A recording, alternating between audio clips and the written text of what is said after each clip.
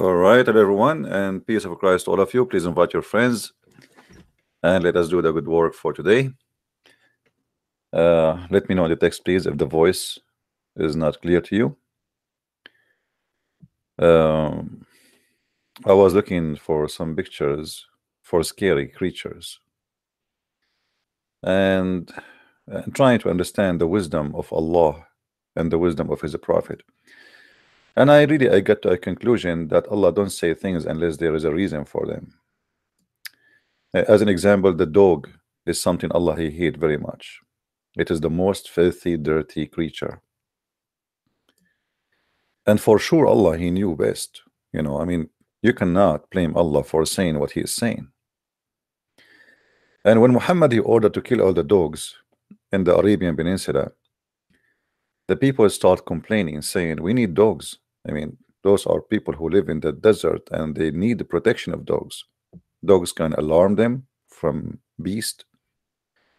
They can protect their sheep, and they can provide certain duty for their animals. They can gather the sheep. They are very smart. But yet Muhammad he insists that the dogs are very, very dangerous and we should kill them all. At the end, Muhammad he have to compromise his hate against the dogs, and he agree, okay, we will let the dogs which is not black and which is used for guarding only to stay alive. But if you are a black dog, then we have to kill you and you have no choice to survive. And Muhammad he gave a very important reason. The black dog is the devil. And for sure this is proven by science. According to certain study that there is more than 5,000 million scientists from NASA, they made a study about dogs in the moon, and they found that dogs in the moon are very dangerous. Why? Because when you park in the moon, you cannot hear the sound of the dogs because it's an empty space.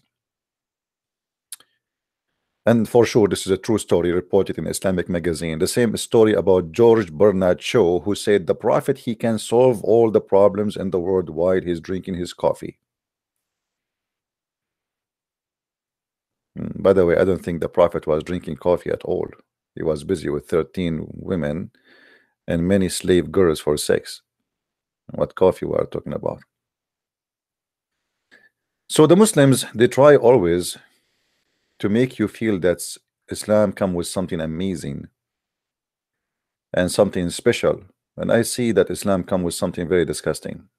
First of all, dogs are very beautiful creatures. Yes, dogs can bite you maybe, but this is not because they are evil, really. He is a creature who feel he is being threatened too. Most of animals, they do what they do because they feel it, they are, you are a threat. It's not the opposite. For sure, unless they are hungry and they want to eat. And as we know, usually dogs, they don't attack you to eat you unless there is no food around. Uh, but a human do the same. We kill animals to survive. So, if animals kill to survive and we kill to survive, what made them evil and made us good? However, dogs proving themselves to be very friendly and very good friend to human being and very loyal. And actually, if you go in the desert or in the jungle or anywhere, if you are by yourself, I am sure you prefer to have a dog with you. That will give you a lot of better security and you will feel better about what's going around you. But Muhammad, he insists that dogs are evil and dogs are bad. Now, the Quran, which is the topic for us today, made many actually all the creation which is exist in this earth. Anything does not agree with Muhammad should be killed, not only the black dog because he is the devil. So the logic of Islam is, if you don't agree with Muhammad, you are the devil. And obviously Muhammad, he have a problem with dogs. I think because they can sense his bad energy. Dogs, they have a special sensation for energy. So if you have a bad energy, you can feel it.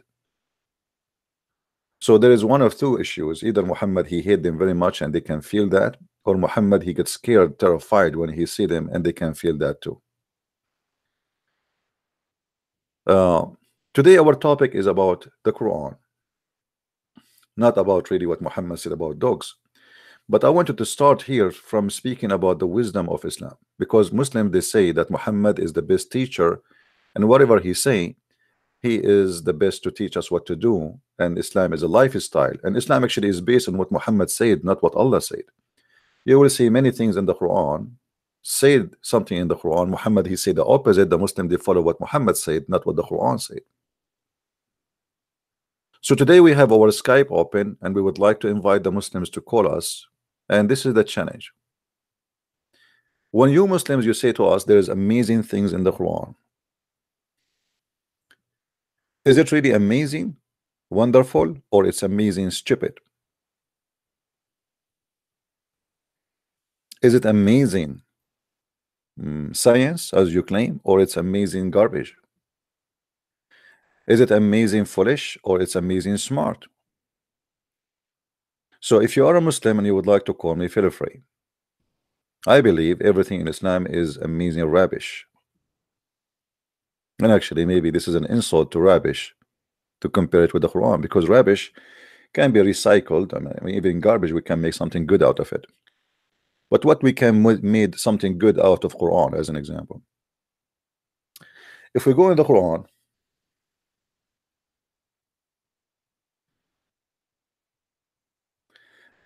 there's a chapter in the Quran. It's called the chapter of genie.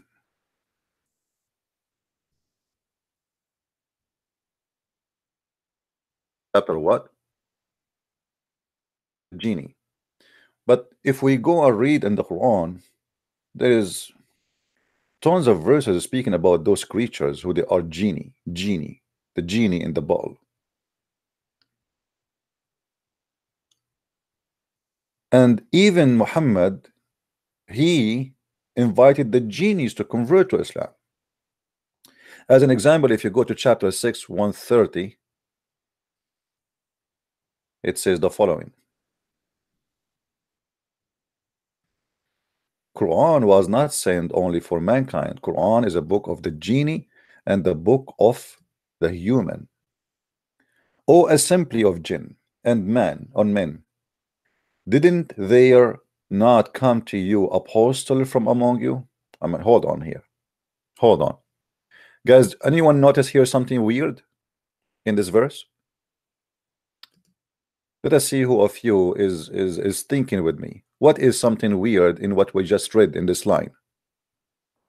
O assembly of jinn and men, didn't there not come to you apostle from among you? Anyone can tell me? What is the crazy stuff? Anyone can tell me what?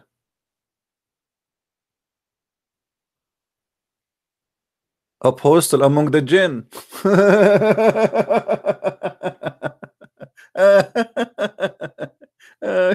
Okay, that's a good one. So we have a prophet, you have Muslim prophet who came to the genie. So we have a genie. If you let me see if I can find pictures drawing by Muslims about genies, because Muslims, they come with a lot of drawing for genie, by the way. Hold on, just to show you how the Muslims, they view those creatures which nobody saw, nobody met, nobody, I mean, it's just a fiction. But anyway, let us see. I will search in Google peace upon him, and see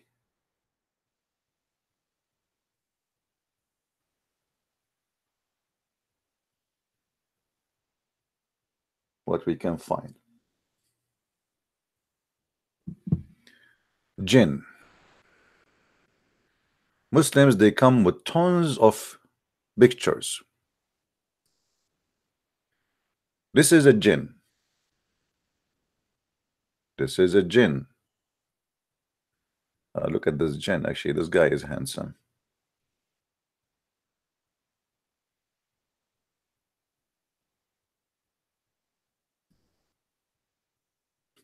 Nice to meet you, buddy. Oh boy. So let me introduce to you Apostle Muhammad for the genie. Well, as long he is one of the jinn, he will look like them, right? The apostle will look like his people. So as long the Quran, they are saying to us that Allah, he sent apostles to the genie. Well, I mean, here we go. This is the apostle Muhammad to the genie, or whatever you want to call him. You want to call him Apostle Salih, Apostle, I don't know. You give me a name for the prophet of the genie. I mean, genie. And look what the Muslims, they come with names. I mean, uh, genie. This is a genie. This is all is done by Muslims. This is a genie. All right. Yeah. So those are genie, as you see, Muslim believe in them, and they have apostles came to them. Okay, like look at this genie here.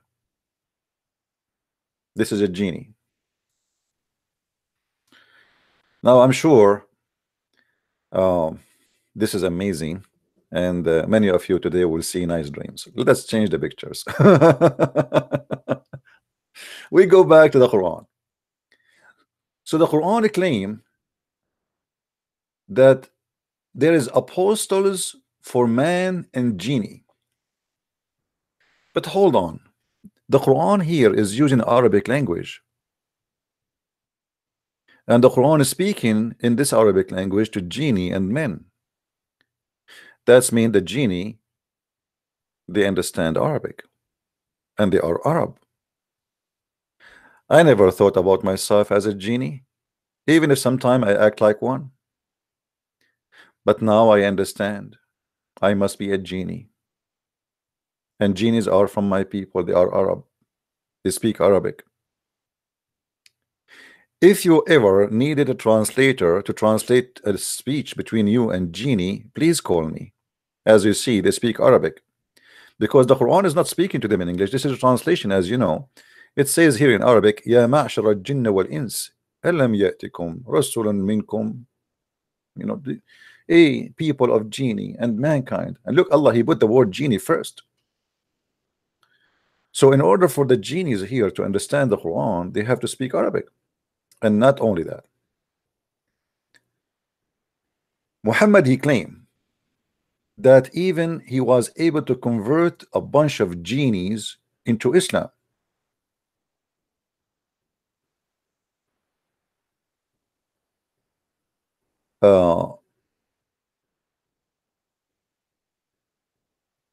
Read this verse with me. The genie, they will be judged in the judgment day, because they are, you know, there is a Christian genie, there's Muslim genies, there is Hindu genie, there's atheist genies, there's a gayist genie. I mean, there's genie from everything. And on the day when shall gather them all together, O assembly of jinn, you took away a great part of mankind. What does that mean? And their friends from among the men shall say, Our Lord, some of us profited by others, and we have reached our appointed term which thou didst appoint for us. He shall say, the fire is your abode, to abide in it, except as Allah is pleased. Surely your Lord is wise and knowing. I don't know what is that is about. Do we have any Muslim can explain to us what's happening here? Well, what is that? You know, when the Muslim they say to us the Quran is amazing, I mean, I don't know what is amazing about it. And then you go and you open the interpretation for the Quran to understand what this is about, and you will find every Muslim scholar trying his best to give you an interpretation which doesn't fit with the other interpretation, because they are just guessing. It's a genie talk, my friend. Look like we have somebody is trying to call. Uh,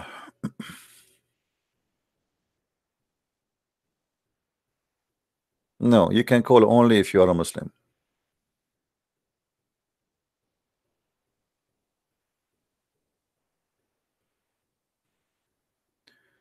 Are you a Muslim?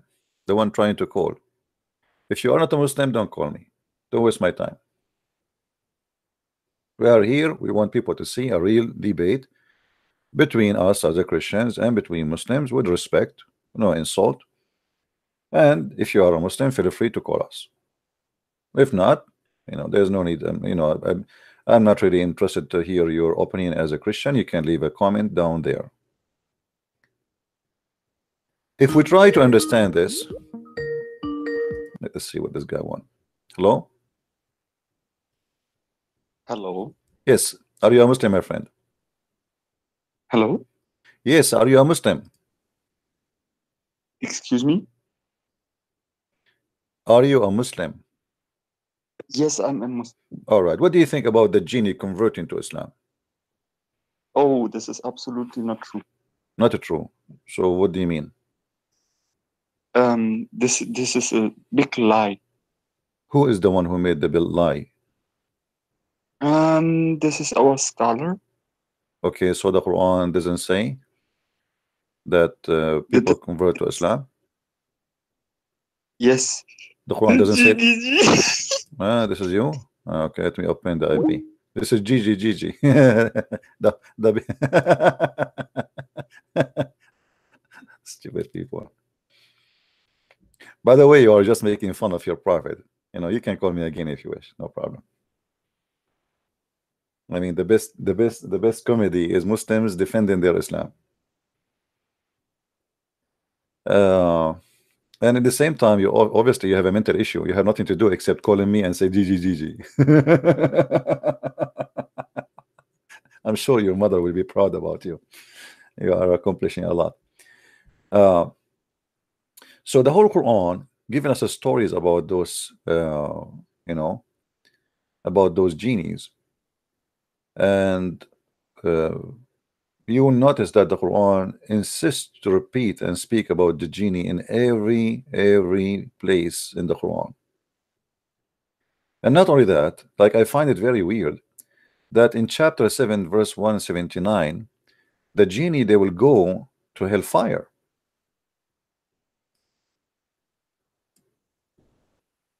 I don't know if any of you understand why this is weird. Anyone knows why?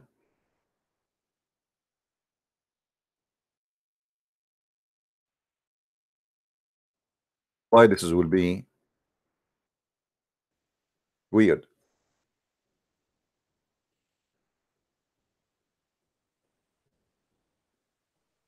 Because the jinn, the genie supposedly are made of fire. So how you want to send somebody who is made of fire to fire? Are you threatening the fire to be burned by fire?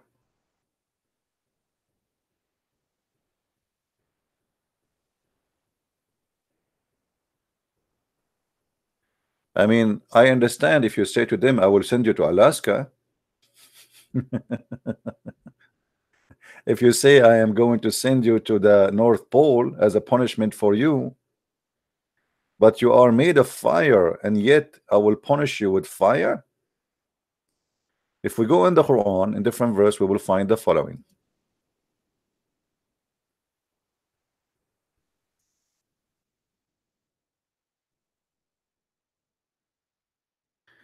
Chapter 55, verse number 15.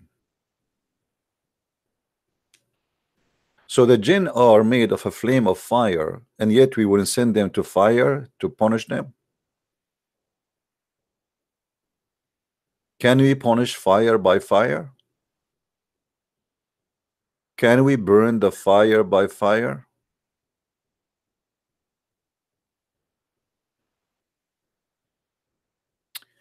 If you have my books, like the new book, Six and Allah, you will see a story about a guy. He noticed that his wife, she is having sex with the genies, and the proof of that, around her vagina there was a fire while she is having sex with the genie. Let us say her bushes caught on fire. This is why you should not have bushes there. Be careful, my friend. Be careful. Be aware.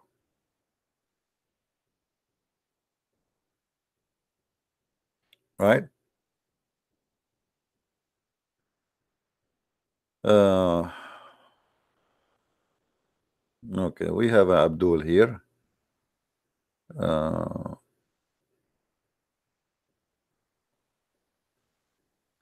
I think this is the same kid.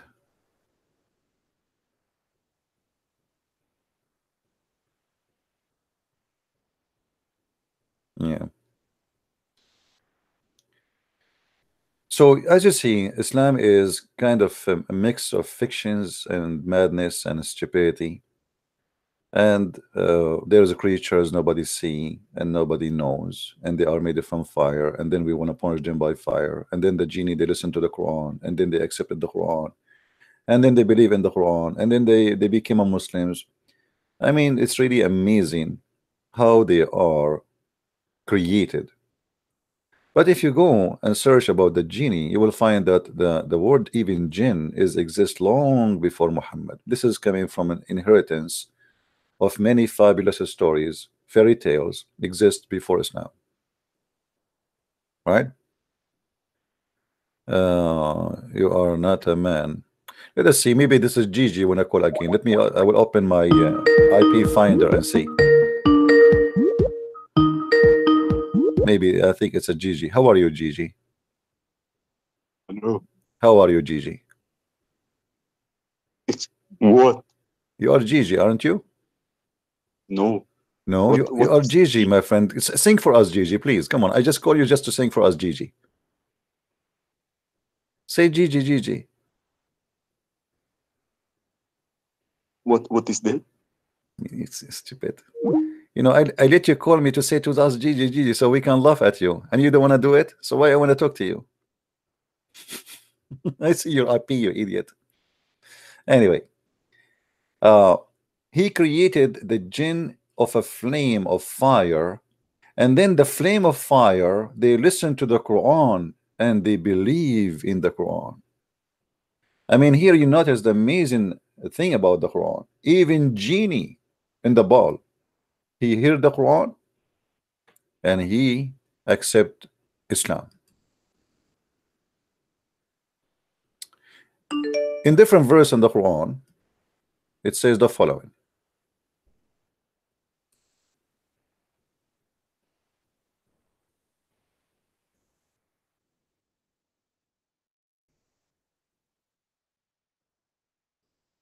In chapter 72, verse number 1, say, it has been revealed to me that a party of jinn listened, and they said, surely we have we have heard a wonderful Quran.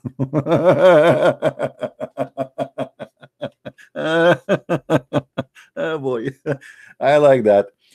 Oh boy, Muslims. Muhammad, he was, Allah told him, he sent him Jibreel, and Jibreel told him, Muhammad, hello Muhammad, Habibi Muhammad, Habibi Muhammad. When you recite the Quran, Habibi, this is Benjamin Netanyahu speaking to you, Habibi. When you recite the Quran, Habibi, the genie, even the genie, Habibi, they go crazy. I noticed that the genie in Hamas, they go crazy. So Habibi Muhammad, recite the Quran again, Habibi, and the genie will go crazy and will settle down. So Muhammad trained his people that Allah told him that when he recite the Quran, a party of the genie, for sure those are Democrat, they listened and they said, surely we have heard a wonderful Quran. I mean, what do you want more amazing than this? Hmm? Do we have any genie in the chat? Be honest with me. If you are a genie in the chat, give me one.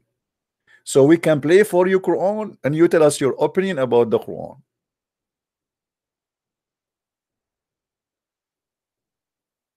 Hmm? What's wrong with you, Muslims? I mean, you believe in this? The genie, they listen to the Quran? Like what? What verse they listen to and they like it? Like one about the ant. She said to the ant, hide, otherwise Suleiman will crush you. Or about the flying carpet. Or about the seven sleepers and their dog. Hmm? Which one made the genie go crazy?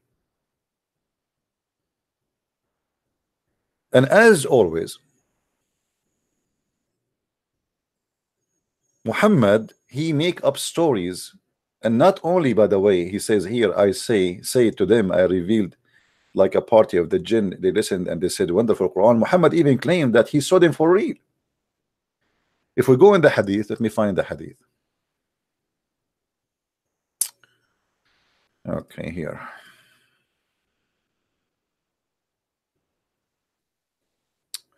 I asked Alqama Ibn Mas'ud, who was the present with the messenger of Allah, peace upon him, blah blah blah blah blah blah blah. Okay.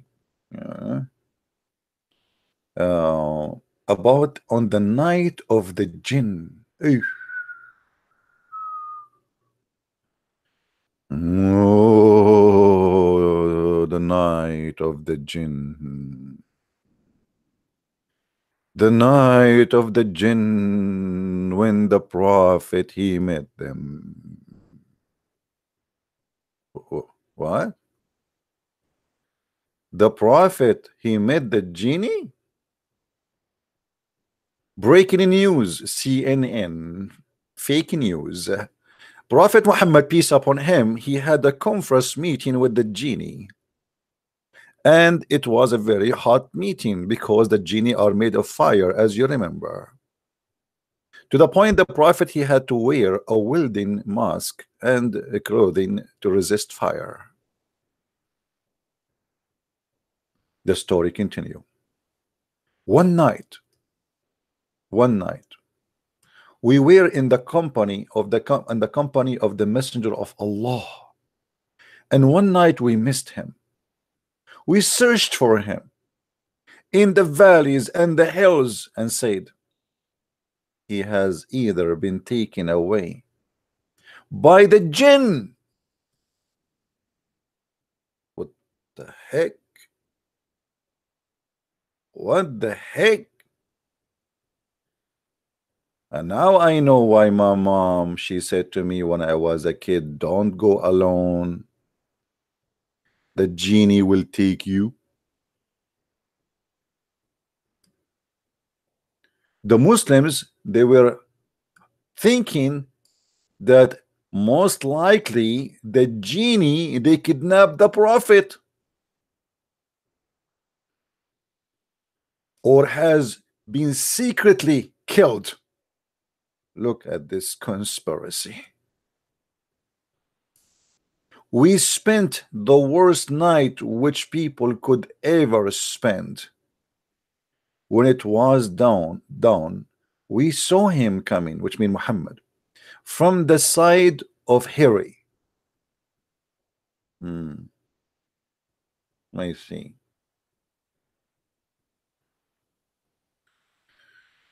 Oh, I'm so happy the prophet is back. I was really worried that he will not show up again. He, the narrator, reported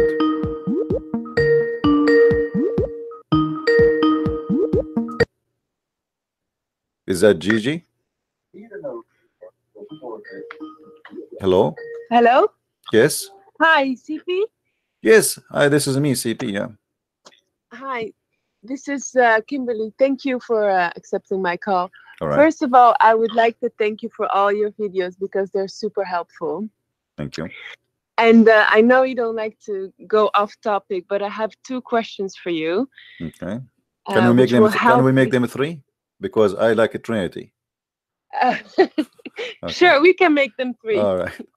Okay, so first one is Surah 3, verse 54. Okay. It talks about Allah being the best of deceivers. But as you taught me that translation is sometimes very different. So I wanted to ask you what makar means in this verse. Well, you know, we can go right now to the Islamic dictionary And if the Yes. Muslims will say that Christian Prince is not giving a correct translation, then they cannot say that to their own dictionary, correct? Correct. Yes. So if we go to the Islamic dictionary, we'll find, I will type the word Makr in the front of your eyes. Okay. This is in the screen. I'm typing it. One Makr. second. Okay. Yes. And this is the translation. Can you read? Yes. 1 second. Part of the body between. Maybe it's not coming yet to you. Oh, okay. Cheat, deceive, delude, double cross, dupe. All right. Okay. And That's this very is clear. and this is the Islamic dictionary. I have nothing to do with it. And this is not my translation. I just typed the word, and you see here the word in the front of you in the dictionary. Here, Yes, translation of the exactly. meaning of Makr in Al-Ma'ani English Arabic dictionary. And not only that, okay, here it says, here the Muslim, they try to make it look nicer. So they say when it's come to the Quran, they say God plan. But Yes, exactly. we just But said some of here the that the word translations. mean deceive. So God the plan is to deceive. So from the plan, okay. But here, Quran word, a plot, you see it? Yes. Plotted. Yes. And you know Yes. what does that mean, right? Yes. And here, I don't know how to say this word correctly. Sharnis, is that correct? Arshinis, deception, Yes. deceptiveness. It's about always about deception It's all about the same. and the fraud and etc. As you see, you know, yeah, fraud. Yes. Well, the tricky thing is whenever I try to discuss this with people around me, they always tell me, "Oh, the translation is bad," and this I word agree. means I agree. Translation other is things bad. in The Arabic. translation is not true. The translation, they should say clearly the word deception. But however, we can prove it easy. You see, Yes. when we go in the Quran, and the Muslim try to give their own translation, any verse, you know, we search for it. It says here in chapter 7, verse number 99, فآمنوا مكر الله فلا يأمن مكر الله إلا القوم الخاسرون. Okay, let us see what this verse is saying. Okay. Well, do they then feel secure from Allah? Plan. This is the translation. All right. But we just Yes. saw in the dictionary, it says that the word makr mean fraud and deception. So here, in order to protect to the Quran, to make it look nicer, they translate the word deception as a plan. You see? So I Okay. agree, the translation is fabricated. If we change the translator, this is Shakir. Let us change different translation. Let us see English. Let us see this one.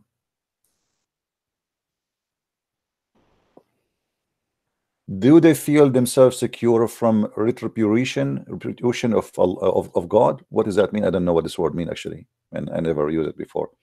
What does that mean? Retribution? Yeah. I'm not sure. My English is not that good as well. So now we are two more. We can play cards. Okay. Yes. Let's go and see Victor. I think it's something about revenge. Here, scheme or scheme. You see it? Yes. So look how they play with the word, because simply they are trying to change. I mean, why every one of them he give us different word, different meaning? Yeah. Because simply they don't want to use the word deception. This is the whole point. Yeah. But you know, the word makr appear in different way in the Quran, not necessarily as makr. As an example, appear as the word yudil. Here, if you see chapter 16, verse number 26, قد مكر الذين من قبلهم. This is the same word we are talking about. Yes. Okay. But you will notice here, because this is not talking about Allah, they say those before them plotted, so Allah struck foundation of their buildings. Okay. So here you see the word makr, the same word is translated as a plotted. And plotted is you doing something secretly, right? And you know, deceiving people about what you want to do to them, right? So the Muslims always, they try to fabricate the meaning, but they cannot really do a good job anyway, because all what we need to do, Yeah. you know, It's very smart. yeah, but it doesn't work because the Quran says clearly that Allah is the one who deceive everybody. If you remember, I have a debate with the Muslim Abdul, and we asked him about when he said about the hadith about Adam, that Adam, he was debating with Moses, and Yes. Moses, he said to Adam, do you blame me for what Allah he wrote for me? And he said, so Allah he made Adam commit sin, and then Allah will punish him for the sin that he committed, which is the Yeah. plan of Allah. This is like, Amen. so he said, well, Allah, yes, here Adam is a victim because Allah he wanted to be known. So Allah Yes. here he deceived Adam, because he is the one Yeah. who made him commit the sin. The story Yeah, is he very wrote simple. it before it happened. Yeah, not only he wrote it. You see, when I write a scenario for you, I'm writing a scenario of two things: scenario of your fate and your how I can deceive you. Because Yeah. here, how Adam was able to do, why he did that? Because simply Allah he made him do it. How he made him do it? He deceived him. All right. Yeah. The fate here is nothing but a plan of deception. So I write for you a plan which nobody can get away from it. And this plan, including how I can deceive you, so you commit sin, and then you ask me for forgiveness, and then I forgive you. All right. Yeah. So the story here is very clear that Allah is the deceiver, because Adam here is not the one to blame. As you see, this is Muhammad himself saying that Adam confuted Moses. Adam confuted Moses about this debate, and how Adam he confuted Moses. Simply, he said to him, "Do you blame me? Do you blame me?" Yeah. For action which Allah had written in my fate 40 years before my creation. So what Allah he wrote for me, that he will deceive me, he will fool me, and he will make me do this, so later he can punish me, or I will ask for forgiveness. So Adam saying to Moses, you cannot blame me for the sin I did, because at the end of the day, this is the deception of Allah. God's plan. Allah's plan. Yeah, this is the plan of Allah to deceive me and to make me do so. So as you see, that this deception of Allah start from the first man and will not end anywhere until he deceive all mankind. This is the devil. Yes. And here this is against the nature of God, because you see, God supposedly he will punish you for a sin you did, not a sin he made you do. Exactly. For this is not justice, because if you are the one who made me commit sin, then you are going to punish me for what you made me do, and I have no choice to do or not. That's stupid. That's not fair. That's not justice, and this is not from God. And it's not merciful either. It's evil. It's pure evil. Like you're playing for me. I am a person who have no ability to stop you from making me doing things, and then you punish me for what I did. Yes. Exactly. That is a pure evil.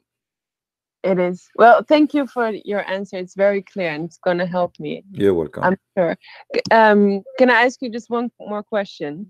Sure. Go ahead. About Surah 5, verse 45. 5:45. Okay, what about it? Yes. So this verse, does it say something about that forgiving is better than revenge or retaliation? You see, you said 5:45, right? Yes. Okay. This is also a question about translation and what the actual verse in Arabic means. Yeah. First of all, here there's nothing about it's not just revenge. It's a stupid revenge, because when you say to me, a soul for a soul, eye for an eye, nose for a nose, ear for an ear, tooth for a tooth, shouldn't you tell us what nose you are talking about?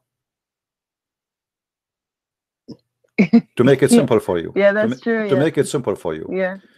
If we go in the Quran, we will find the Quran say the following: that the free for the free, and a slave for the slave, and women for the women. Chapter 2, verse 178. Yeah. Okay. So now we understand the other verse you are asking me about, what this is about. In the case of murder, And there's a book, it's called Muwatta Malik. It's full of cases about this. You can go and search.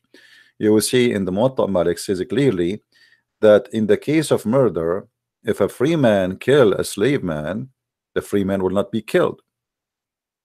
A slave man will be killed. So now what the Quran is saying, in the case of murder, free for the free, which means if a white man kill a white man, Arab man, then we kill a white man.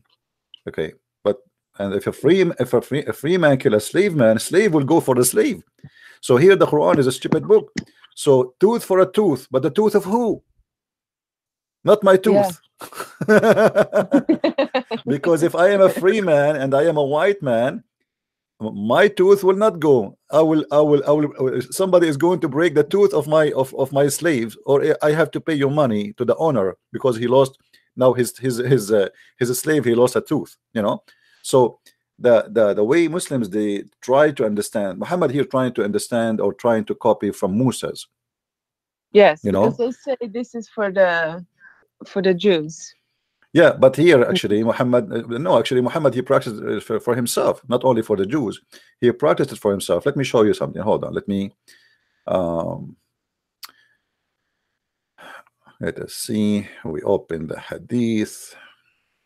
Because that's what I heard someone tell me, is that this verse is actually not for the Muslims, but it's for the people of the book. So talking about the Jews and not for the Muslims directly. First of all, this is very funny of him to say so, because if this is not for the Muslims and this is for the people of the book, but he forgot the one who gave that is Allah anyway, right? Exactly. So Muslims, they aren't very naive. I mean, when they answer, sometimes I wonder if a Muslim is answering from his nose or from his toes. They don't use their brain for a second. So it doesn't matter who said that and say that to who. Still, this is your God, Allah, saying that. So this is stupid, and as long as you agree that this is stupid, it doesn't avoid you from he's saying it to the Jews or he's saying it to the Christians.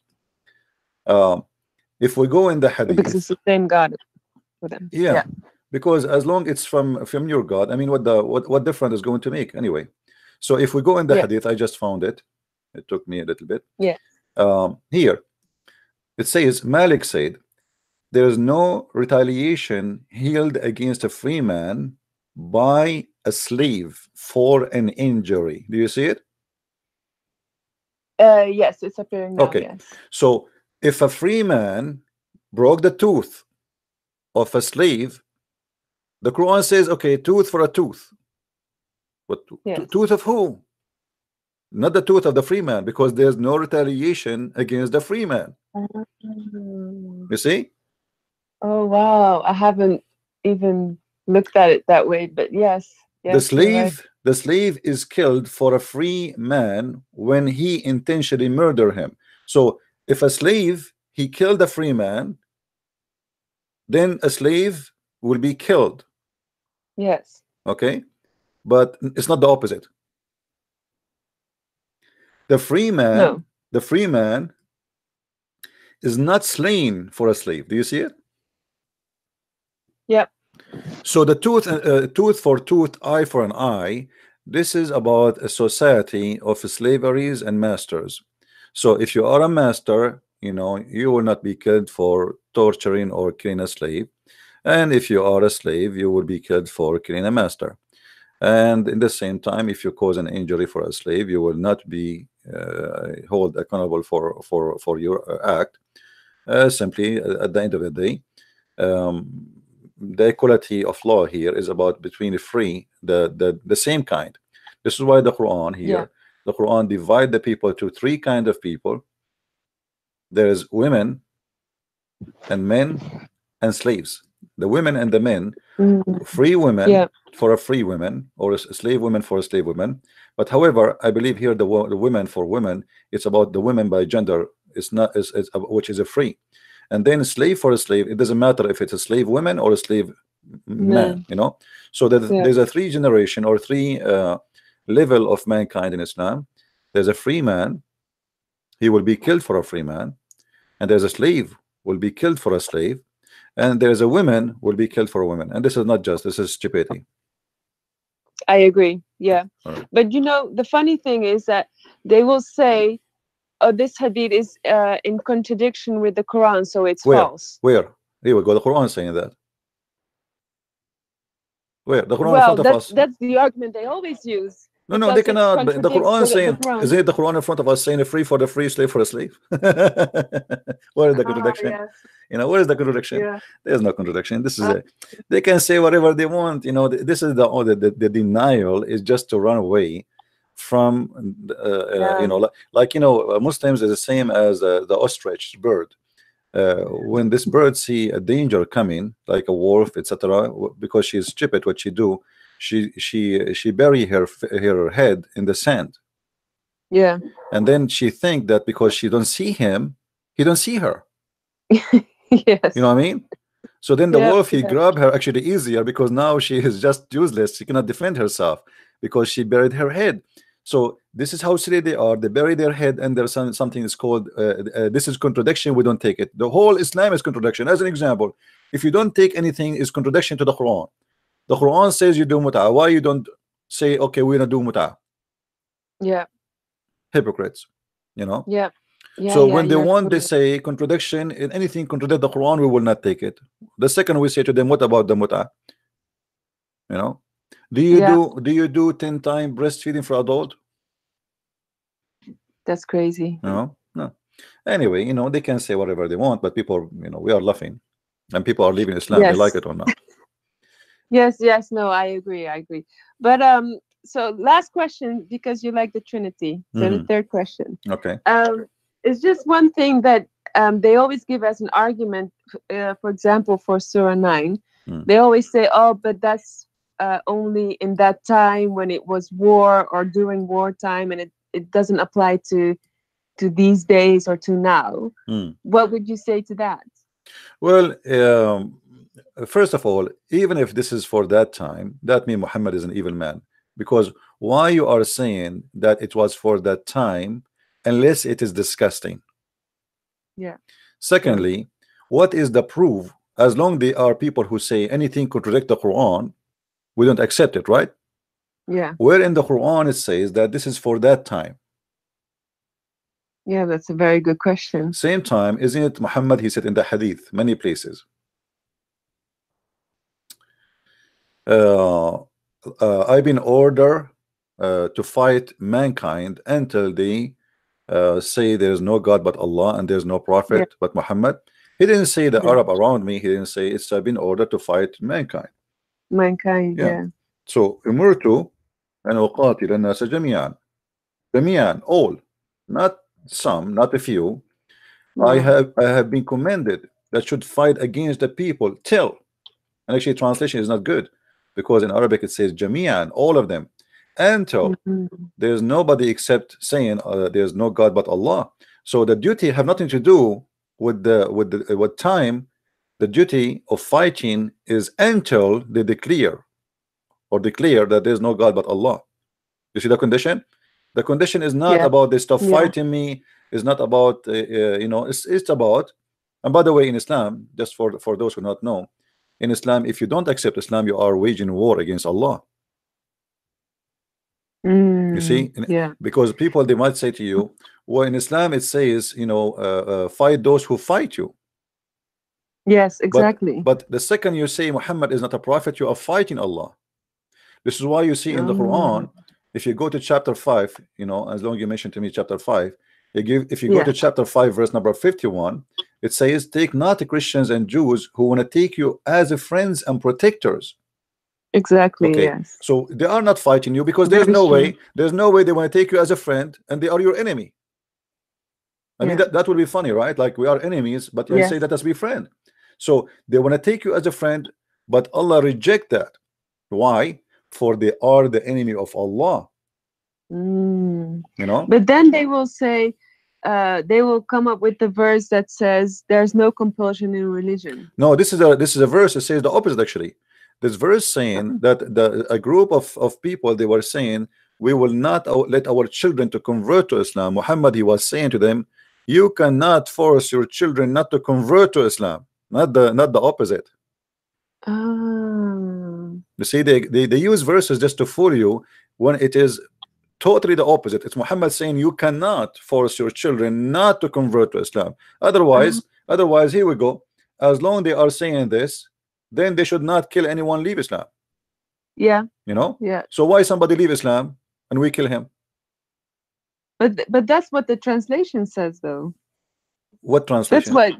No, About it's okay. The translation is saying that, but if in order to understand it, we go and see the story. Yeah. The story behind it is very clear that he was telling them, you cannot force your children not to convert to Islam, but not the opposite. You know? Yeah. That's amazing. You see in different verses, as an example.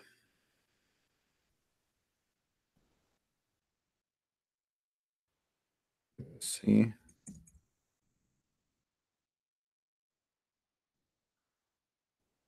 There's tons of verses actually support what we are saying. And you know, the most important, the action of Muhammad. I mean, in chapter 8, verse number 39, what Muhammad he want? Fight them until the religion became only for Allah. Yes, very clear. And if they convert, if they accept Islam, then don't fight them. Yeah.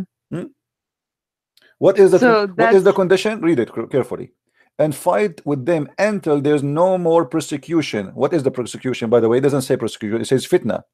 Fitna. This is a lie when they say persecution. Until there's no more fitna. What fitna? Fitna is people don't want to believe in God, which is Allah, or don't want to practice Islam. Oh wow. Okay. So yeah, if you accept Islam, that's it. We don't fight you. What is the reason for the war? The verse saying that clearly. Until, you know, and they say it in the translation. Let us change the translator, and you will see how the translation change.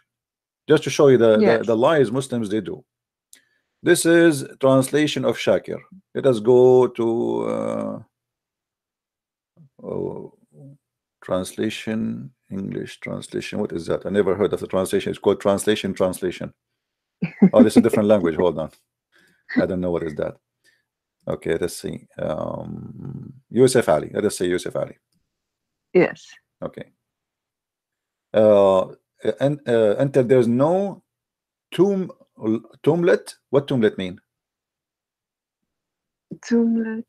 Let me search. I think my screen is very is late a little bit. I will search Google. Okay. Confused. Until there's no confusion. All the hair never. Is it chaos or something? Chaos, yeah, chaos. So here we go. Yeah. So the chaos. Okay, why would they chaos? Because there's people who have different belief, and we will not allow that. So it's not persecution as etc.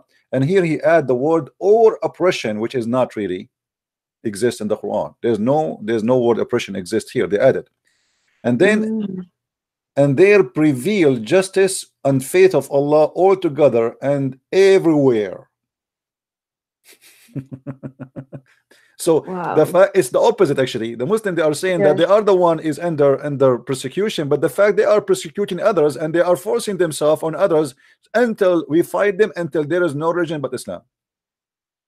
Yes. You know, and each time you change the translator, you will see a different translation, different words, different meaning, because Muslims look here, look at this. This is different translation. Look how the translation changed suddenly. So fight them till all oppositions end. Do you see it? Yeah. So they make it look like they are how opposition them and they have to defend themselves. Yeah, how opposition was oppression. Yeah. If I oppose you in your religion, this is not oppression for you. No. So fight them till there is all opposition end and obedience is all holy God to Allah. Okay, so and by the way, it says here the religion will be all became to Allah. So everybody became Muslim. So we fight them until everybody became a Muslim. If we go in the hadith, that should support that with one more hadith. You will see in this hadith as an example, and that will explain Islam to us. Quran chapter 3 verse 110, it says that the best of mankind are the Muslims. Why they are the best of mankind? Because simply they have a duty. And the duty is, read with me carefully. The verse You true Muslims are the best people ever raised for up for mankind. Means the best of the people for the people as you bring them with the chain on their necks till they embrace Islam. Wow. Can we make it more clear more than this? No. So this is the duty. It's not them fighting you. You have a duty as a Muslim to fight them and bring them. How somebody will come to you with the chain around his neck unless you go conquer him, enslave him, you know, torture him, because the slavery is about you being surrendering for somebody and you became his slave, as simple as that. Yeah. And he put a leech on your neck, and that is supposedly a holy duty for every Muslim to force you to convert to Islam. And actually this is how they converted a lot of people, you know, because now you are a slave and they will torture you, because they will torture you more. So if you want us to be merciful for you as a slave, well, convert to Islam. We will treat you better than a slave is not a Muslim. Yeah. Because now you will have more rights. Yes, exactly. Well, that's what I found out after reading the Quran, is that the Islam is merciful among them, their own believers, but not to people outside of the religion. Correct. Yes. Yeah. It's very sad. All right. Well, it's very sad. We are destroying it, and don't worry, be happy. This garbage, we are here to clean it. Thank you, and thank you for all your videos and for all your answers. It's very please very don't forget before you leave to speak to the secretary, because I am the same as the Prophet Muhammad. I don't speak in private unless you pay me. Okay. You know. Okay. Good. You know that. You know the Prophet. He said that, right? Yes. Yes. So you have to pay the I Prophet. heard your video. Yeah. So please don't forget. All right. Take care, my friend. Okay. Well, thank you very much. All right. Thank you. Take care. Have a good day. Bye. Bye-bye.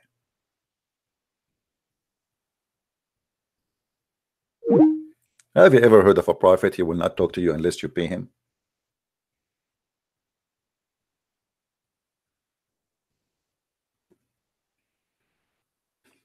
So if you speak to the prophet, you have to be aware now that your bill is growing, you know.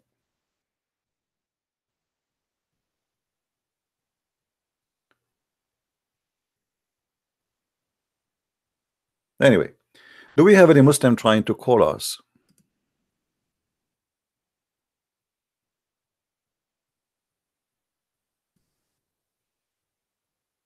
We go back to the genie story, right? We go back to the genie.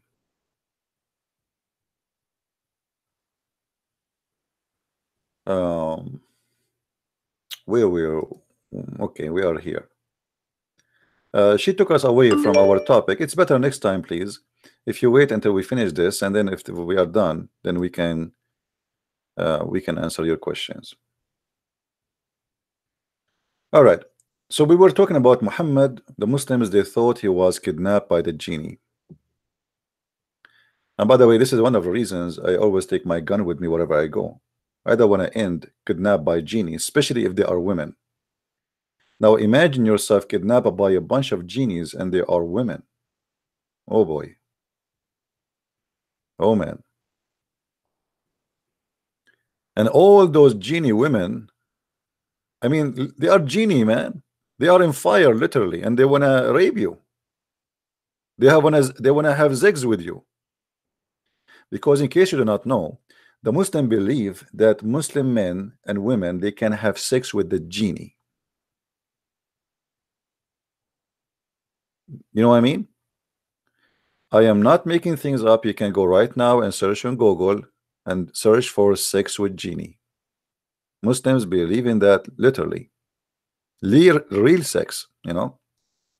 If you don't believe me, you can get my book, Sex and Allah, and you will find a lot of stories, which is very, very nice stories. It's good for before sleeping.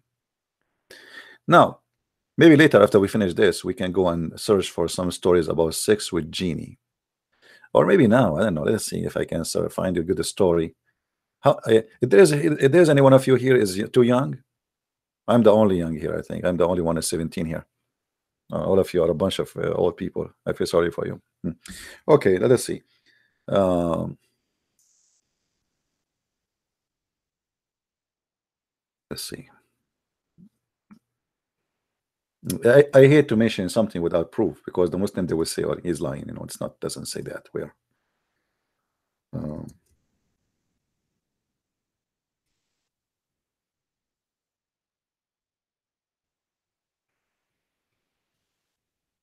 okay.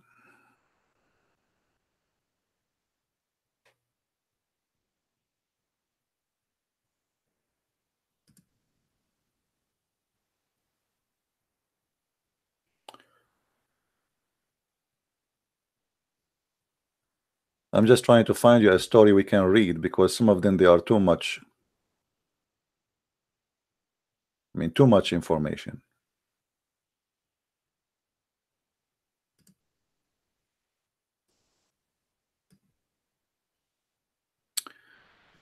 All right. Can a jinn have sex with my wife? This is a website, Islamic Stock Exchange. Can a jinn have sex with my wife? Is this hadith authentic? When a man has intercourse with his wife and does not name Allah, the jinn coil around his urta, I'm not sure if I'm saying it correctly, and has intercourse along with him. So my friend, I have a bad news for you. You, especially Christians, Jews, Hindus, Buddhas, atheists, I'm really, really sad for you. You think you are having sex with your wife alone, but the fact you are having threesome. I'm really, really sorry for you, Mr. Genie, because you forgot to say Bismillah. The genie will round himself around your penis, and the genie will be doing that again, that again, that again, then that again, that again, that again, then that again, that again, that again, then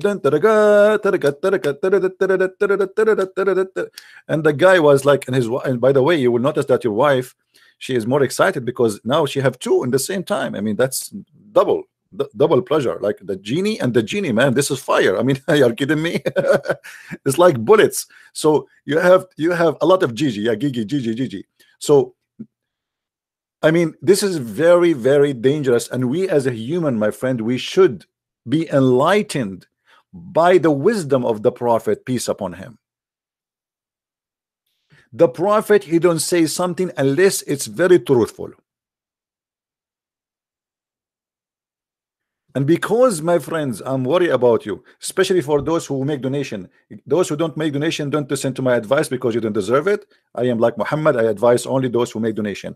Those who make donation, please, from now on, please, not please, please, from now on, say Bismillah before you have sex, in order to protect your wife and your penis.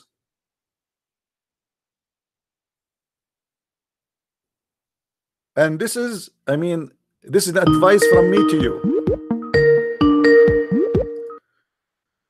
Hello. Hi, how you doing, Christian Prince? I'm all right, my friend. How are you? I'm good. How's life? How's things been going? Life is good, and wives are in vacation. This Genie episode is funny. It's funny. Okay, what do you want to say to us, my friend? So yeah, just quickly, brother. I've had some Arabic people. You know, the other day when you said Allahu Akbar meant Allah and Akbar, yeah. Could you elaborate on that just quickly? Because I've been trying to talk to some Muslims, evangelize to them, and they're like, they're saying to me. First of all, Akbar in Arabic. You speak Arabic, right? Yeah, yeah. Okay, Akbar means bigger. Yeah, bigger. Okay, great, is high, so you know, one of the names of Allah is Al-Azim. So if you want to say Allah Al-Azim, say Allah is the great. So what is Akbar then? Bigger. So in order to compare, in order to say Akbar, it's the statement in Arabic Akbar is to compare between two things, correct? Okay, yeah. It cannot be a description.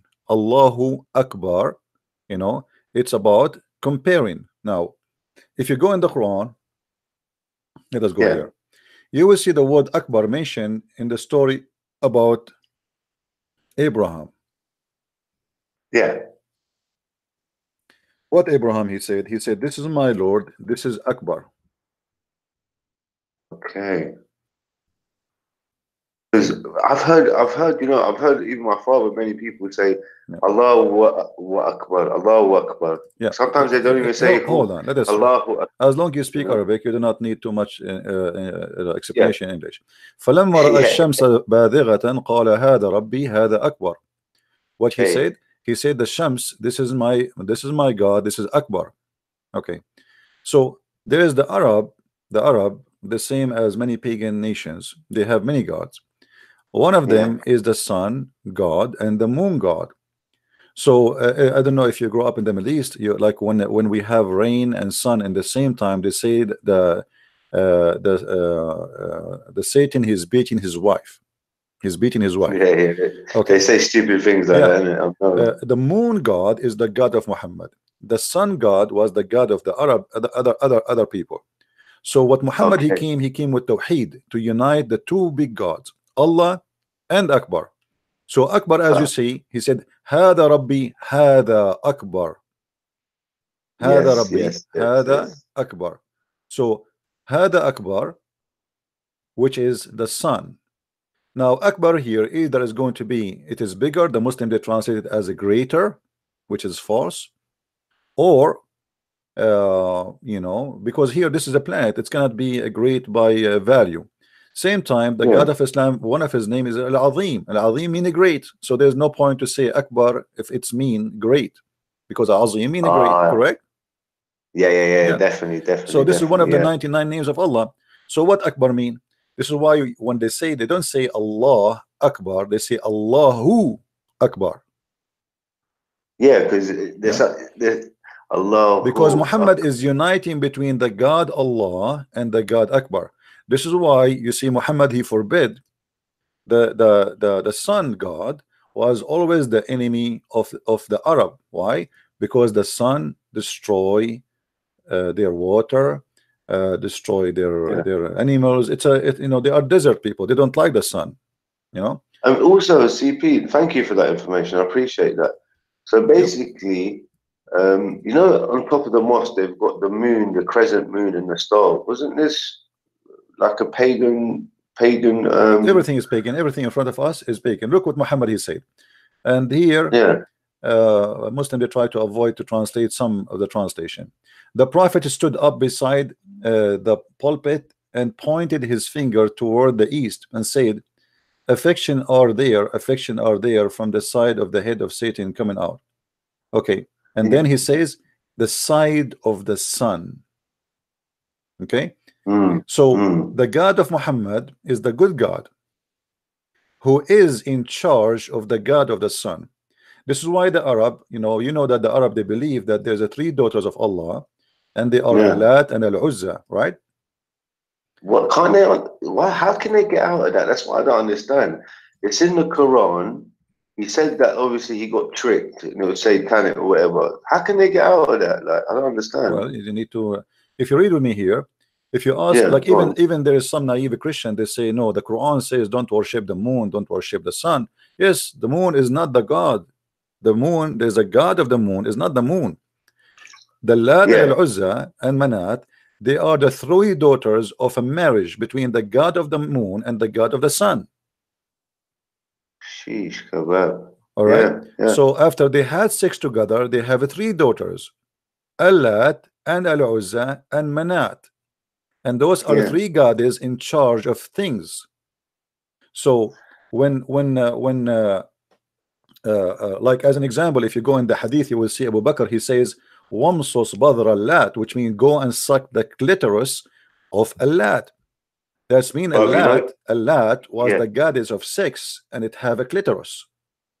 You know what I like, what you exposed as well? In Arabic, the meanings translated into English are not the same. This is what I'm saying. Well, this is the point of knowing language, otherwise they can deceive you. And here you will notice that here we notice it says Al-Lat, Al-Uzza. Al does not mean the, Al mean God. So Al-Uzza, God Uzza, Al-Lat, God Lat. Manat does not have Al before it because simply this is the God of death. So Allah is the same. Allah, Al-La, La is the name of the God of Islam. Al is the word mean God. So Muslims, most of them, they are copy paste. They don't know. I mean, they believe in what they've been told, and that's it, generation after generation, and they copy paste. But nobody really have knowledge. No, thank you. And also, I think there was some Bible prophecy. There was apparently that Mecca got swarmed with locusts. You know these insects. I don't want to go into those prophecy, my friend, because sometimes people they make something fit for something because we don't like it, so we say this is a prophecy about Mecca. I don't want to go there, you know. And because also, first of all, Mecca is attacked by cockroaches every year. It's not something new, you know. Okay. Yeah, okay, every year, and not only that, it's a flood by the sewage and garbage and etc. So this is not new. But people, you know, I mean, people are weird. They try to make a prophecy fit with certain, like I can go now and search for a verse in the Bible and say this is a prophecy about Trump. Yeah, you know what I mean? True. Some people are silly. I don't want to go there. So let us be smart, and let us focus on something important or real, and not try to make we don't want to do what the Muslims do. The Muslims, they try to find the prophecy in their prophet words, and they try to make it they try to clothe it in something happening around us. So if a Christians want to do the same, that means they became silly the same as the Muslims. No, true. Right. Also, like I've got a testimony to tell you about. There's a my friend, I want to go back to my topic. I apologize. I answered you, but I have a topic. Yeah. That's it. Go on, get going, man. Thank you so much, man. Peace be unto you, brother. Thank you, brother. Bye. Please, guys, don't call me now until I finish my topic. And I'm shy to say to you, I don't want to really answer you now because we have a topic to finish. All right. All right. So please don't call me about any topic. And if you are a Christian, don't call me for now, please. Are we learning, guys? This is the difference between us and Muslims. We have always to speak honesty, and we don't want to make Islam look like a religion of the devil and, you know, say something it's not there. Okay, you know, just say it as it is. This is what Islam, we say Islam what it is. We don't want to close Islam with something is not there. And you know, if the locusts or the cockroaches attacking the Kaaba, for me, this is the proof nothing really. It's not the reason for me to believe the Kaaba is a pagan place. What if tomorrow butterfly they attack the Kaaba? So we will say the Kaaba is a holy place. You know what I mean? The Muslims, they have a silly mind. They are desperate to find a proof of their religion. So they say things, they create things. As an example, airplanes cannot fly over the Kaaba. You know, bird don't do poo-poo over the Kaaba, but we have tons of pictures of birds doing poo-poo and the Kaaba is covered by poo-poo. The Kaaba itself was destroyed many times. They are being silly, but we don't want to be silly like them. When we mention the story of the cockroaches, it's just additional proof that this is no way that can be the God protected house. Because imagine, and look how silly the mind of Muslims. They say to you, if you go and read the comment about the cockroaches, you will see that they are saying the crown prince, because he allow a woman to sing in Saudi Arabia, Allah he have anger. Okay, let us show you how stupid what you just said. So Allah is angry from the crown prince, so he sent the cockroach in his house. What about he sent it to the house of the crown prince?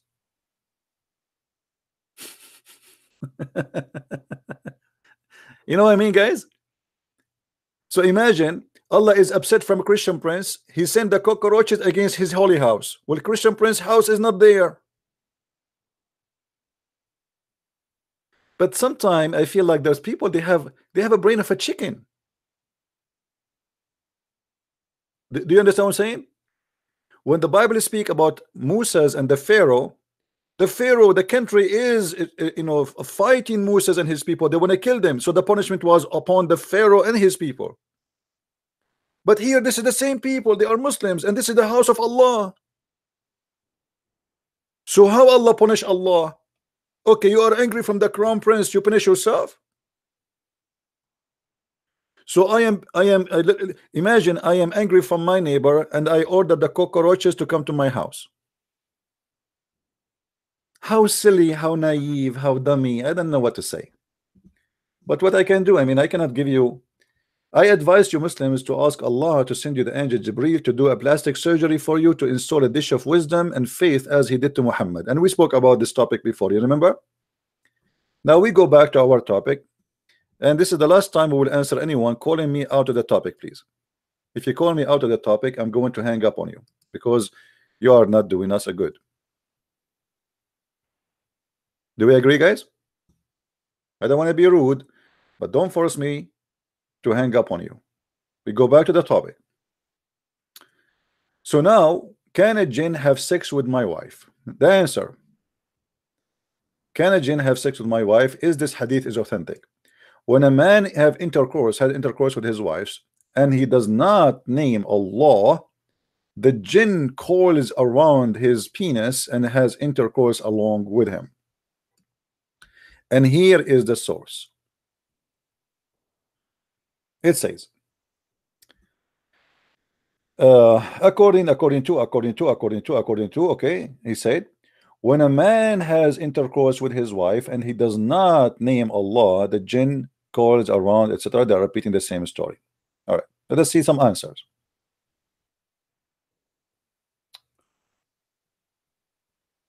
As hadith says, it and people who are well aware and have experience in the world of jinn know that jinn can have sex with the human, both males and females. Guys, is the text clear or it's not small? Is it too small? I don't see an option here to. You can read it? Tell me please if you can read it.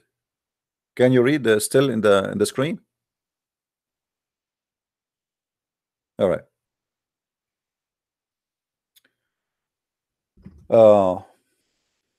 So it's confirmed between Muslims as believe that genies, they can have sex with male and female human. This is why it says that if you are a man and you sleep in your belly, you are in danger, because a genie, he might even do bang bang to you. So if you are a man, you better sleep in your back.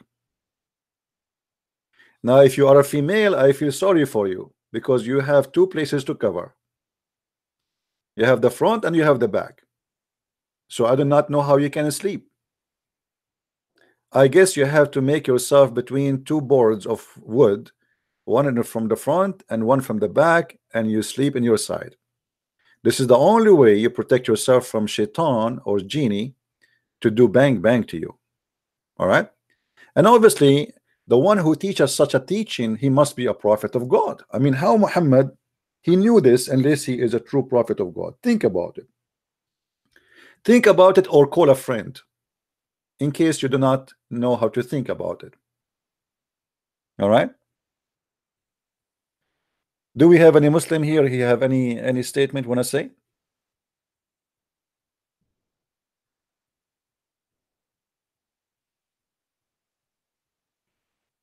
Any Muslim?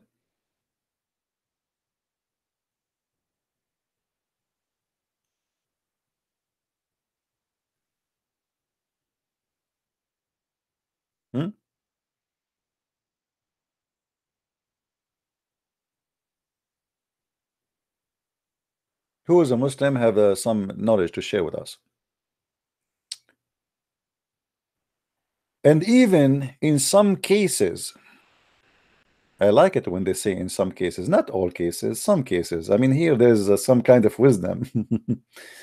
And even in some cases,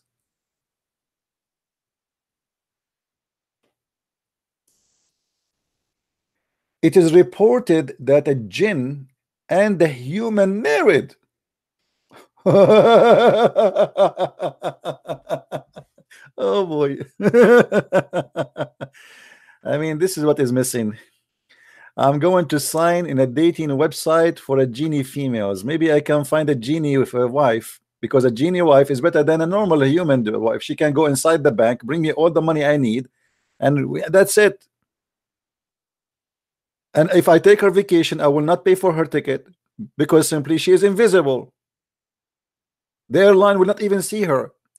And not only that, you know, if you are a drug dealer, you can marry a female genie because she can smuggle all the drugs you want through any country you wish. I mean, man, that is the real marriage.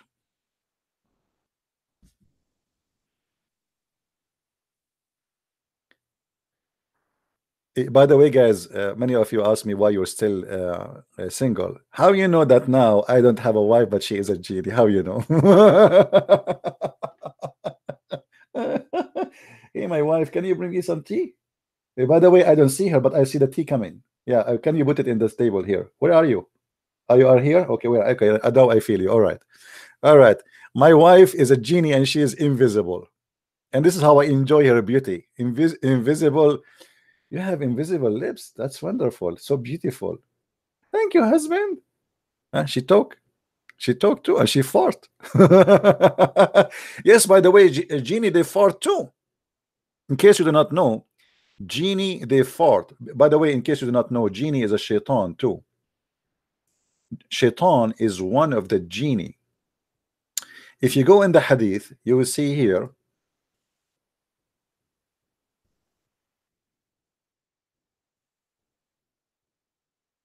Muhammad, he claimed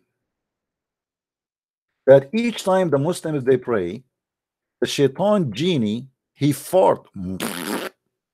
And for sure here you will notice the amazing wisdom of the Prophet Muhammad, peace upon him, and the clear proof that he is a true prophet from Allah.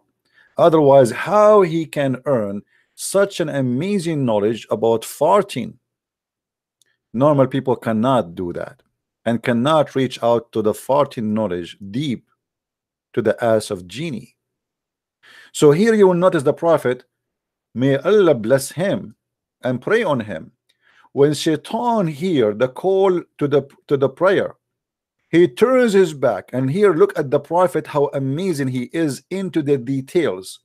He didn't say shaitan he fart. No, he said he turns his back. I don't know how many of you watch a movie and you see a bunch of rude, dummy, garbage, trashy people turning their ass to somebody and taking off their pant. This is exactly what shaitan is doing. So when shaitan he hear the Muslims saying Allahu Akbar, Allahu Akbar, shaitan he turn his back to fart at Allah, and he break the winds, which is very strong. And actually I heard that most of the hurricane is because of the fart of shaitan.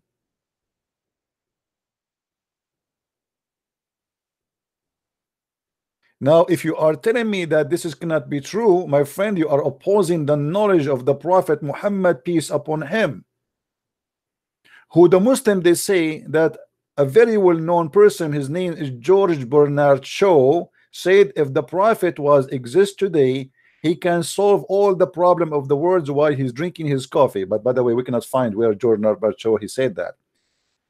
Bernard Shaw he said the opposite about Muhammad. The Muslims always fabricate stories. One day Christian Prince will die and they will say Christian Prince he converted to Islam a minute before he died, and he said Shahada, I bear witness that shaitan fart when he hears the name of Allah. I bear witness that shaitan he have sex with female Muslim women. I mean, just wait. Anyone died, they say to him he converted to Islam before he died. Now here we notice that the Prophet Muhammad is a very highly intellect and educated.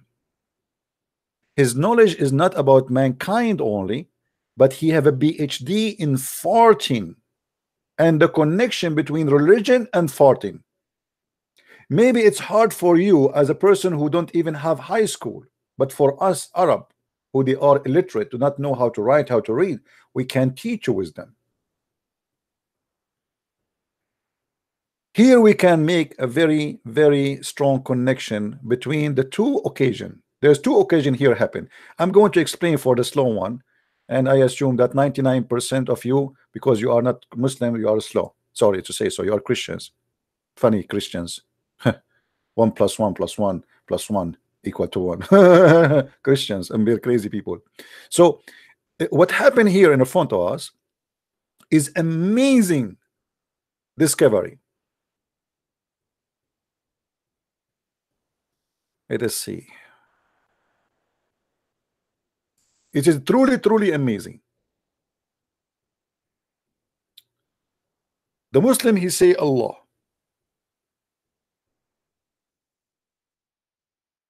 Akbar. Allahu Akbar.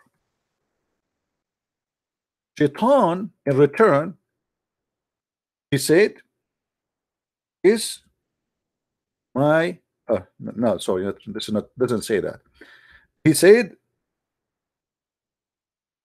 answering by farting. And that is scientifically proven to be true.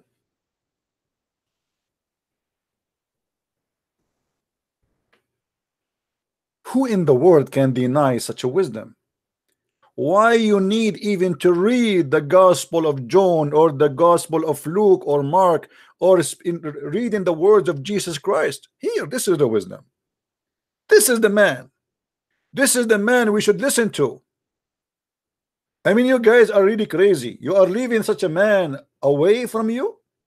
How you can live your day? How you can enjoy your life? How you can enjoy your marriage? Brothers and sisters, you are missing a lot of knowledge. Somebody is saying to me, call Zakir Naik, and I cannot resist the temptation of calling brother Zakir Naik, for he is the person of knowledge. Tadadin, tadadin, tadadin, tadadin, tadadin, tadadin. Brother Zakir Naik, he will never answer the phone unless it rings 3 times. Assalamu alaikum. I told you 1,000 times, don't call me. Brother, I have a question for Christian friend, leave me alone. I am sick of you. I told you 1 minute time, I am not the one to answer your question. First, your questions are very silly, and they are very stupid, and I'm sick for you. And you are doing sexual harassment. You are calling me after the middle of the night. Brother, but we have a question about very serious topic.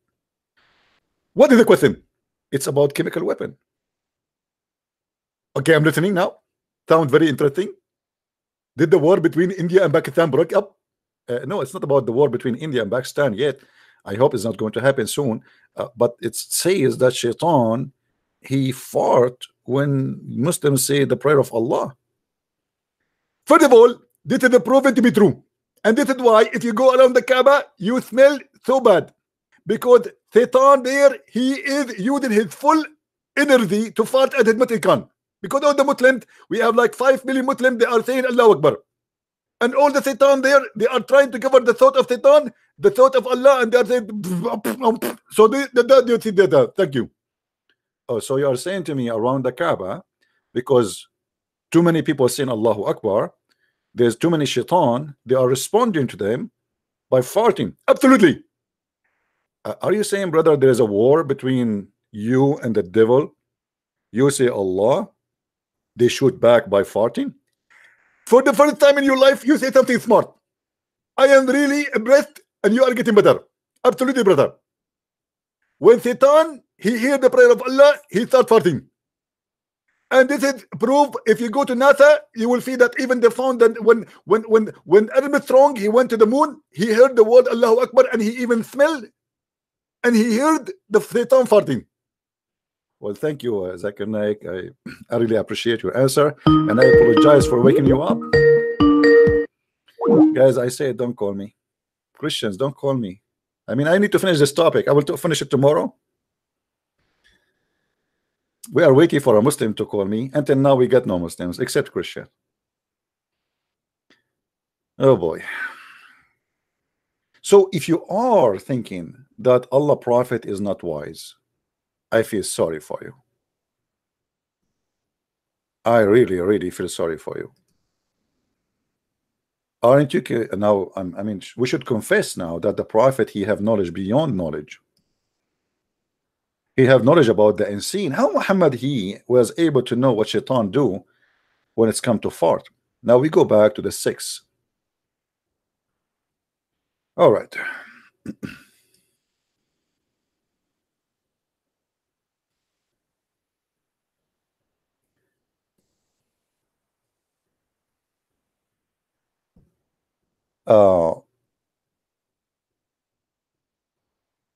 As I said, there are historical reports. I have read some books. No one can verify them, but they are large in number.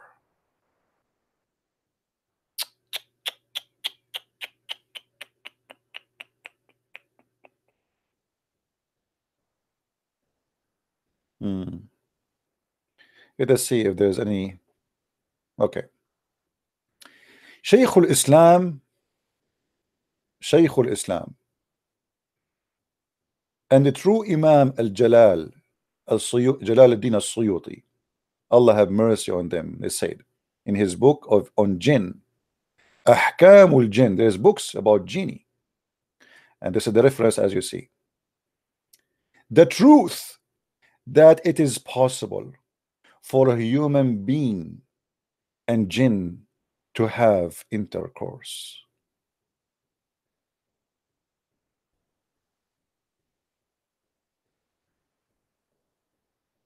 My friend,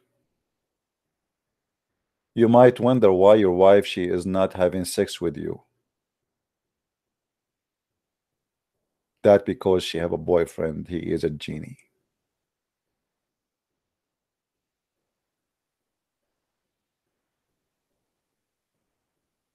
The poor you go to work, and your wife, she said to you, I will stay home, like, for, yeah, but the fact the genie is just waiting for you to leave the house, so he will jump in the bed and start doing the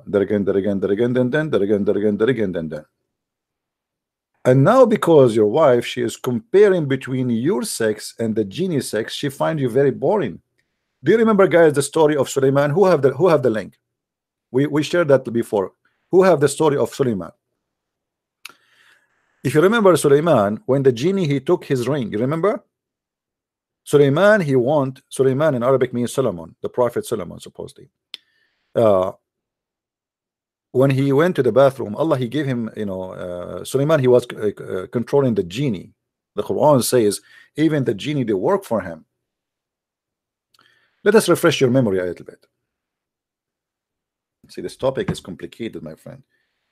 Let me turn the light on. I cannot see anything no more. And my wife, Jeannie, is not here to turn it on for me. She went to do shopping for free from Walmart. Nobody can see her. She filled the card, she get out. Nobody can see her. They see only the card going out by itself. This is the benefit of having a female wife, Jeannie. Unbelievable. So, if you remember, Quran speak that Suleiman have control of the genie. Chapter 38, speaking about the devil. They work, the devil here, by the way, they are genie. They are genie. Just remember that. Genie are devil. Devil are genie. They are the same kind. But not every genie is a devil. Remember that. So Suleiman, he have control to many things, and the control always by his ring. He have a flying carpet, as you see here in verse number 36. It says, so we subjugated the wind to his service, which carried his merchandise wherever he wish. And by the way, to be honest with you, my grandfather, brother, he used to have the same flying carpet. My grandfather, his name is Ali Baba, and in some countries they call him Sinbad. All right, true story. So Suleiman, he have a flying carpet. He controlled the wind, and the wind go under the flying carpet and carry all his merchandise is not, this is translation, it doesn't say, It says, you know, if you go into the interpretation, you will see it says it carry his equipment, his, you know, his horses, his army, his tents, everything. Actually, it says that the flying carpet can carry up to 600,000 chairs plus all his equipment of the army and his army, which I find it very small, because my grandfather, his flying carpet carries 700,000 chairs. So you notice here that the difference between Sulaiman flying carpet and my grandfather flying carpet is almost 100,000, which is obviously a true story. All right. False interpretation. Who's saying that? Who is the Muslim when I call me, challenge me to show you the interpretation? What false interpretation? Who's, are you a Muslim, the one who's it false, or you are joking?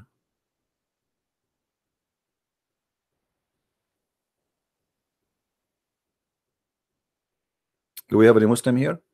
If there's a Muslim here, he's accusing us we are saying a lie, because we can show the reference right now.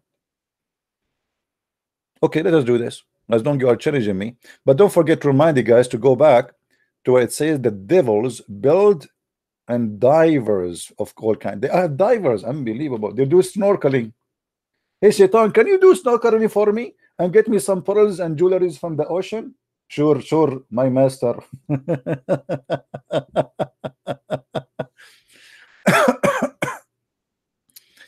Okay, we go to chapter 38, verse number 36, and see the meaning first.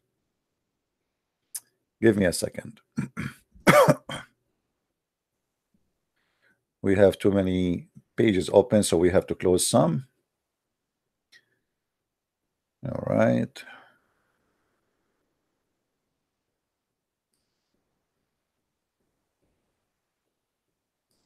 Okay. Now we go to Ibn Kathir.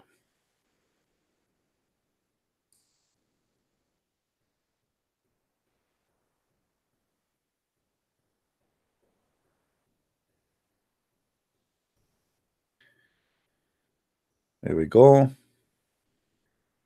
Chapter, and by the way, Ibn Kathir in English is totally different from Ibn Kathir in Arabic. Let us say Ibn Kathir in English is like fat-free. They took all the hilarious stories out, most of it, let us say. So we go to 38.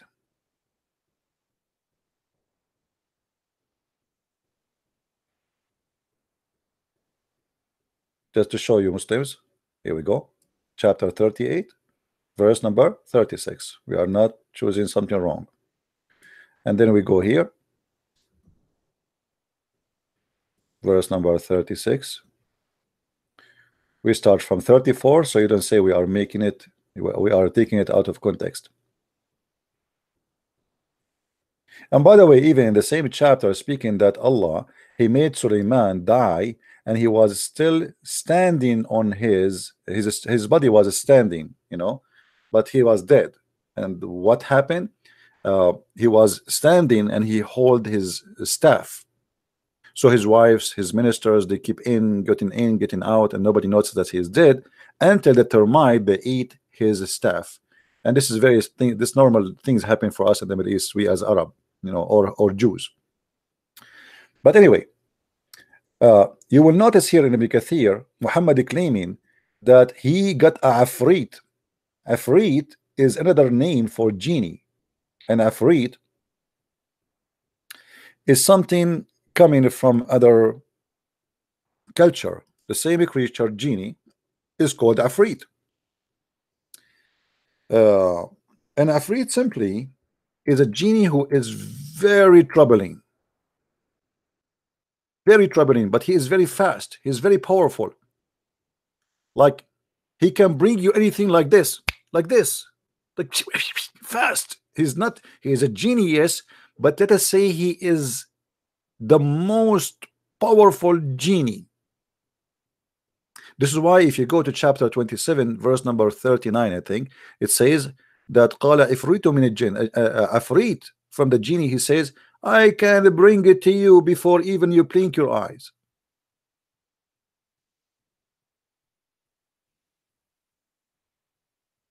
All right. Let us see the verse so people will not say, the Muslim will not say we are making things up. If we go in the Quran, we search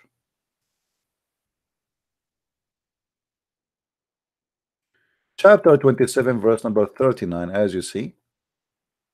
And a crafty jinn. What crafty mean, guys? Somebody tell me in English what crafty mean. I don't know what crafty mean.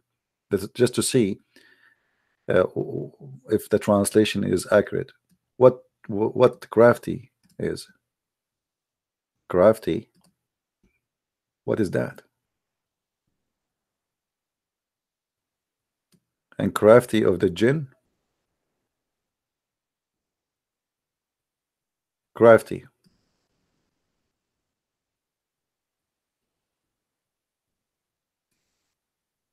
Tricky. Ah, sneaky. I told you he's very sneaky.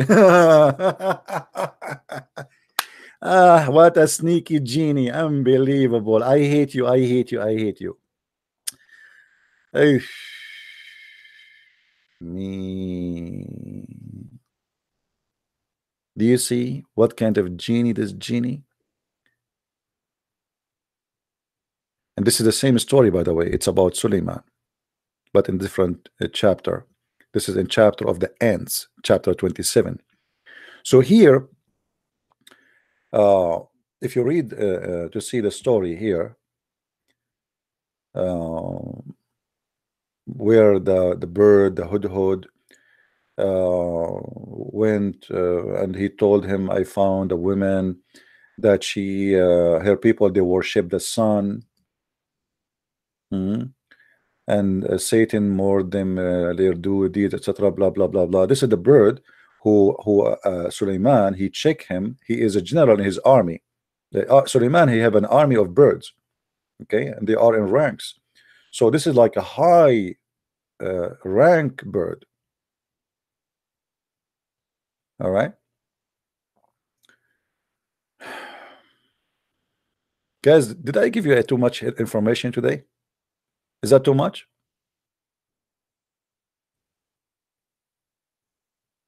Can we handle more, or we take a break?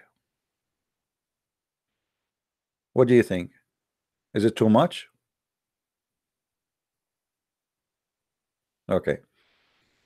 Because I know, like, you know, you see, the problem is that when you speak about something, you find yourself speaking about many things, especially if you are a person who have knowledge. You know, you cannot miss something because they are connected, and we want to give you the full picture. But some of us, maybe they cannot really observe all this information. It's all new and it's too much stupid, you know. So here you will notice the story, the same story about Suleiman, but it appears in different chapter. Speaking about Suleiman, when he checked his birds, he found one of them, he is missing, and then he said, if I like, why he is absent. And by the way, all of us in the Middle East, we check our birds and we speak to them, you know, and we have army of birds. Even Allah, he said, he have a chapter, it's called the chapter of the elephant, if you remember. In the chapter of the elephant, this is at the end of the Quran, it says that Allah, he sent an army of birds to destroy the elephants. So yes, birds are army, like F-16 of Islam. So when the Prophet Solomon, he checked the birds, he found the hudhud, as you see here in that chapter. It's called him hudhud. This is the name how it is in Arabic. Now, what is hudhud? Let me show you what is hudhud, for those who did not know what hudhud is. You know, sometimes some of you, they say, like you showed us before what hudhud, but always remember there's somebody is new, first time listening, right? So have patience and don't be selfish. Let us search for hudhud, Mr. Hudhud.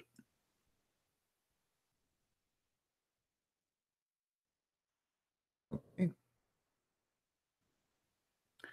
This is the hudhud, which Suleiman, he checked out and he found him missing.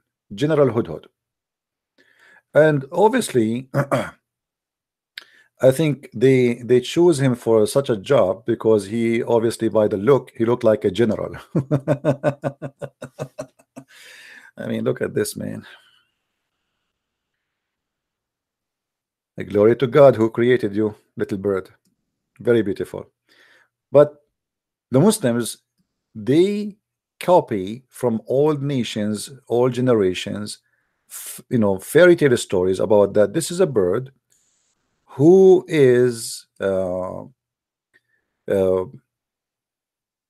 very unique, and he is, according to the Islamic scholars, he was the minister of irrigation. His job is to fly and to find water under the ground. Actually, I saw an article saying that scientists, they found that some birds, they have a special X-ray vision. What is that is about? I mean, they try to make anything to be perfect about their prophet. In the interpretation, there's a guy, he was saying for about the hudhud. He said, well, how come if the hudhud, he can find water under the ground, how come if we put some seed under the sand, he cannot see it? So we have to make it seen in order to make a trap for him. You know what I mean? Then Ibn Abbas said to him, aren't you afraid that Allah will strike you for saying that?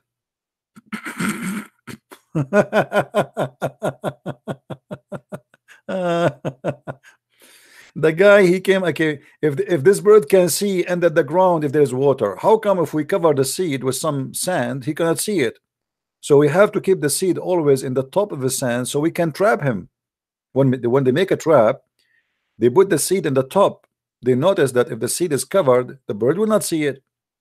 So how you say to me he can see what is under the ground, but yet he cannot see the seed which is under the sand? So Ibn Abbas threatened him. He said to him, aren't you afraid that Allah will strike you for saying that? The guy, he said, I seek pardon from Allah, I will never say that again. All right. So here we notice in this story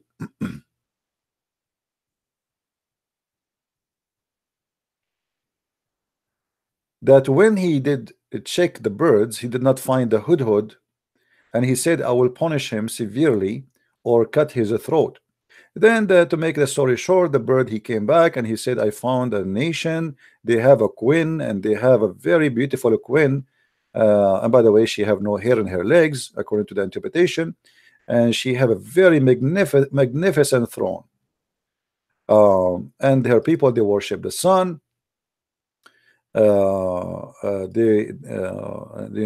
they don't worship Allah, blah blah blah blah blah blah blah, etc. And then Solomon, he said, we shall see if you speak the truth or you are a liar. All this conversation is happening between who? Between Suleiman and his bird. Are we following? All this conversation until now is between the bird and Suleiman, that bird.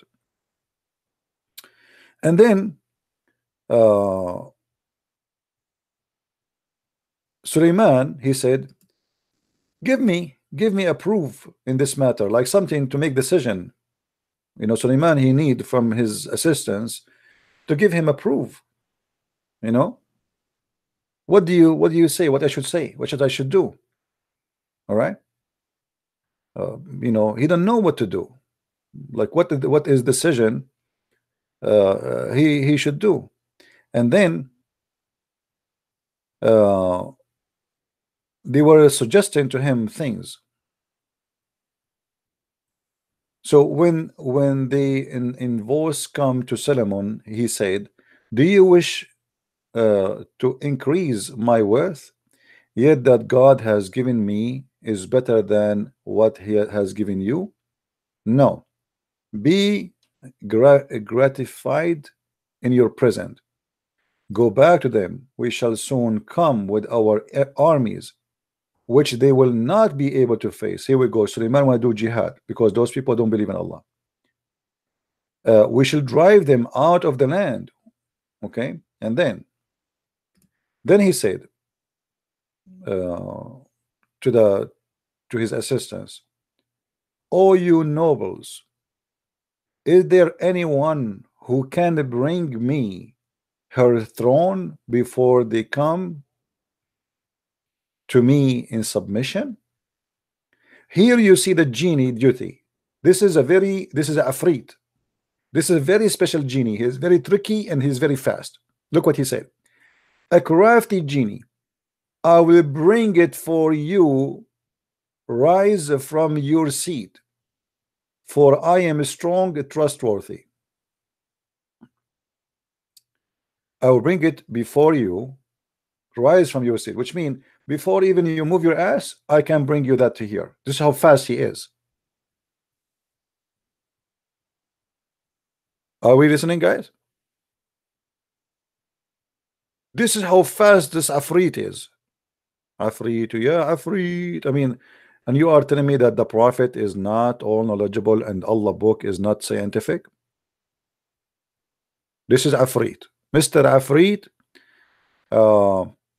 Let me see if I can find you an image for Mr. Afrit, because Afrit, he have a special image too. You want to see Afrit? Let's see. Afrit.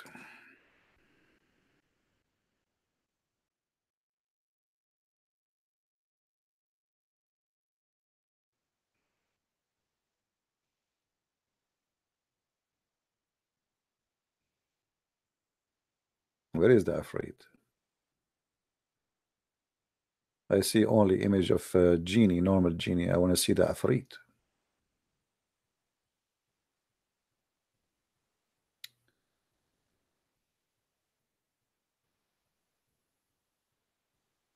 If any of you remember, like there's a movie when there's like a candle, like you wipe your hand over it and then Afrit come out. You remember? This is Afrit. Okay.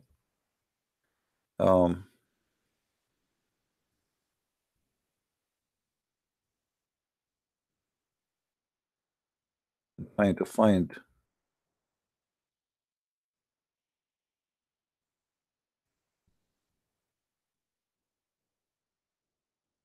I cannot find on Google really anything about it to show you.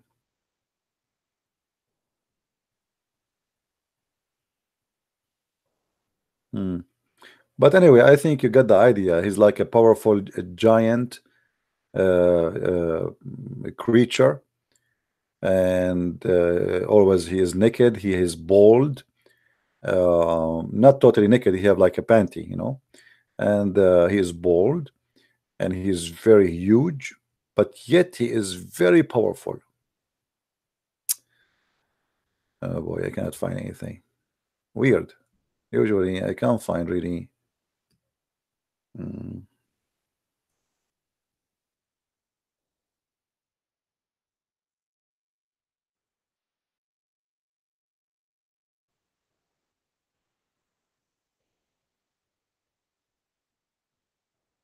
No luck.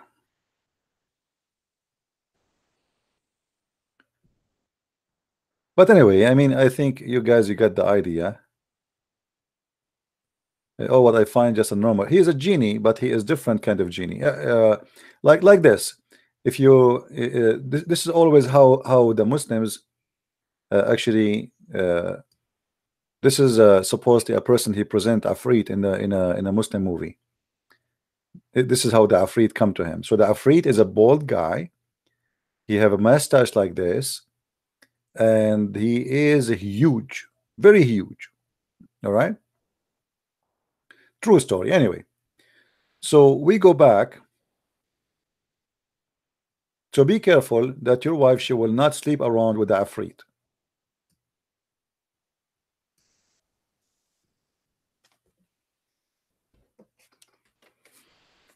He is bald. Oh, I hope Sam Shamoun will not hear me now.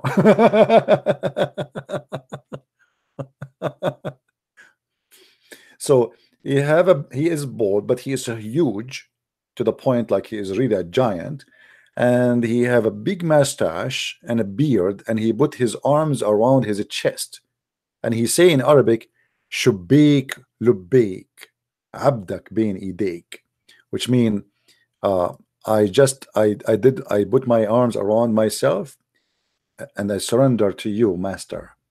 Let me see if I can find the Shubek Lubek thing. Maybe if we search for that.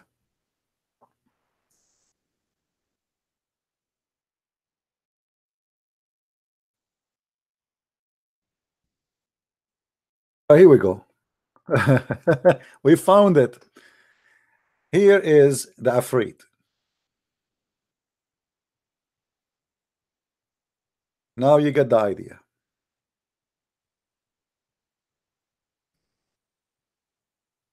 So you wipe this candle, and then the Afrit, he will come out, and he's so big and so huge. All right. Let us show you another picture. Here, like this is as a human in the movie. Ha ha ha ha. Ha ha ha ha. Oh boy. Shubik Lubik. Oh boy. This is Islam, my friend. I am not even adding a word. This is Islam. You like it, you don't like it, what I can do. I mean, this is Islam.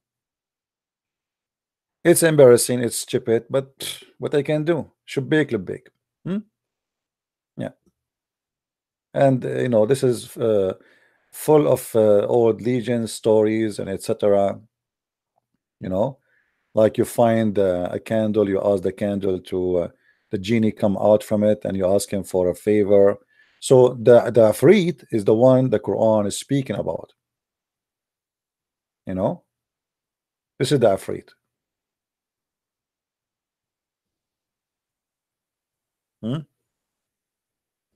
Oh, please don't say it is a story. Show respect to the book of Allah. What are you talking about? You people are okay. Aren't you afraid that the crafty genie can come to you right now? Do you know how many of you tonight, you will get punished for making fun of the crafty genie?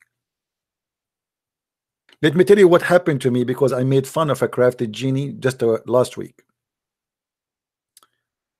I made fun of a crafty genie, and I went to my kitchen. I found a crafty cake. I ate from the crafty cake. And then after I ate the crafty cake, I feel like I needed to eat from a crafty watermelon. I ate from the crafty watermelon. I felt like I want to eat some cooking, so I cooked. I cooked a crafty food. So since then, actually, I'm just doing a crafty stuff, and this is a punishment for those who believe in those things. So you better be careful. And yes, he can play with your anus too, as the prophet he said.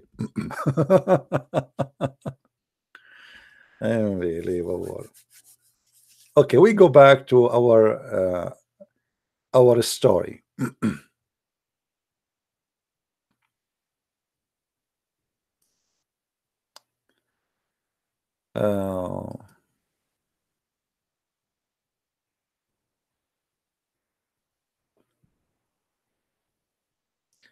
We have a Muslim here trying to call us. Let's see.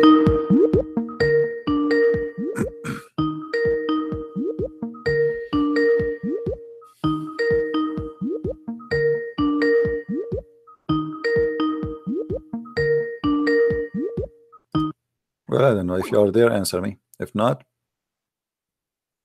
feel free to call.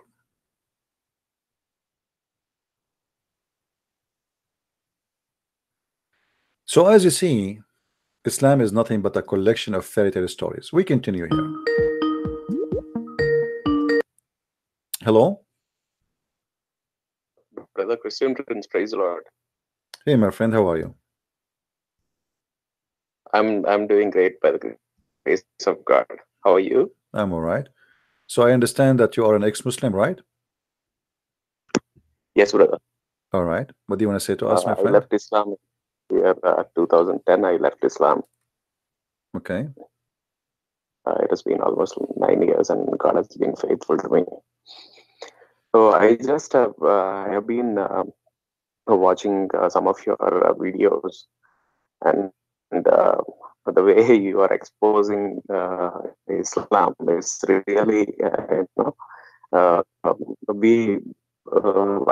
got the opportunity to learn more about Islam because of your videos. Really My friend, I thankful hardly for can understand that. you. Sorry, I hardly can understand you. I Say again. actually have some doubts, and I just wanted to ask you. You have doubt about what?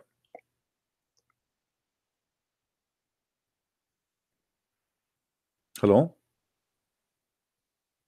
I have few questions. Can I ask you? Okay, about what? Is it about our topic?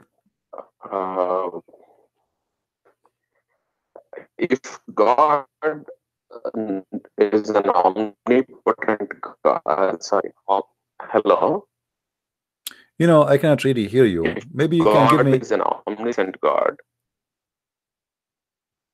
Can you hear? My friend, No, my friend. brother. Okay, It's a let us general make it this way. Listen to me on YouTube. If you have something to do with the topic for now, ask me. If not, save it until we finish and you can ask me. All right? And your voice is very bad. I cannot hear anything. Let us continue here. So the truth that it is possible for a human being and jinn to have intercourse, and Thalabi mentioned in the tafsir that the meaning of Iblis, I think he did not hear me. Hello? Can you hear me now, brother? All right, so what is your question? The Bible says that our God is an omniscient God. He knows everything. Is what? He know everything. Okay, what does that mean? He knows everything. But when he knows that Adam and Eve are going to commit the sin, then what is the point in creating the human beings? What is the point of creating the human being? First of all, he knows that he created when no. they are going to sin. Yeah, well, yeah. You see, if I create you and I know what you will do, it doesn't mean there's no point, because at the end of the day, God, he did not create us to commit sin. It is us who choose to commit sin. So even though you commit sin, still he have a plan for you, that even if you do so, still he will save you. Because this is what Christianity is about.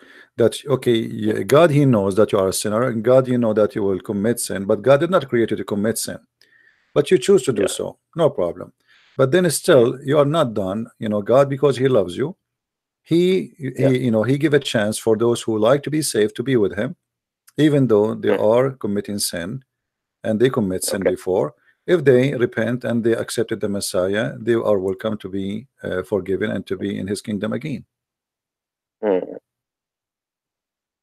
So knowing, if I know, like I say, you are a person who beloved by your father, and your father, he will send you to school, and he knew in the school you will do bad and good, but that is not a reason not to send you to school. Okay. Right. So in the school, it's possible that you will pass and possible you will not pass. However, he give you the right to pass or not to pass. You choose. You want to study hard, you pass. If I know, let us say I know that you will not pass, and then you say to me, okay, you are judging me, but you did not even give me a chance to try. So you judge me because you know. So no, not because I know I'm going to judge you, because you do what you do. So go, I create you, go and do what you will do. You have a free will. Still you fail, and then I will judge you for your failure, not because I will judge you because of my knowledge. Okay. All right, did I answer you? Yes, brother. All right, thank you very much for calling. Take care. Bye-bye. Thank you, brother. Yeah, don't confuse about that, because simply God, he is not punishing us because he know that I'm going to commit sin. He punished me because I committed sin.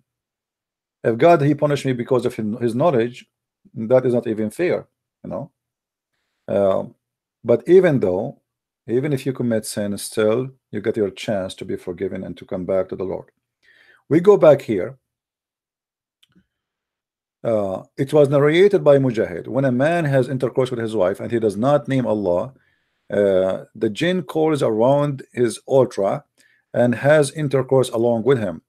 This is meaning of the saying, the Most High, whom neither man or jinn has touched before. You see the Quran in chapter 55, verse number 56, and this is what you see in the cover of my book, 6 and Allah.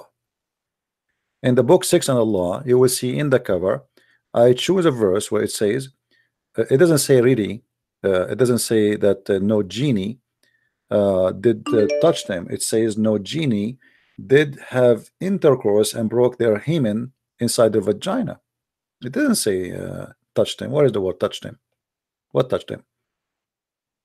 لم يطمثهن, which mean no genie or man did have intercourse with them and made them lose their virginity. Now you will see it in the screen how it says that verse exactly as we are quoting the scriptures from the Quran, or let's say the funny statement of Muhammad. So you will notice there that there's nobody broke the skin of virginity inside their vagina. So the God of the Quran, and now he mentioned that, which proved that the genie and man, they share the same vagina. Genie and man, otherwise how he's saying, and that's why they are using this reference, otherwise how Allah he says that those women in heaven, Allah he promised you women who no genie and no man have intercourse with them, unless genie can have intercourse. And this is very logical to say that the Quran is saying that as a proof of their logic. Then he says, Ibn Abbas said, since Mukhannathun, the Mukhannathun simply are the gays. The gays are the sons of the jinn. So what happened that when you have sex with your wife and a genie have sex with your wife, and then you have a child, this is not your child. This is the child of a genie, and look like he is going to be a gay according to Islam. So if you see somebody, he's a gay according to Islam, not according to me, he is a son of a genie. All right, and I think this is logical, isn't it?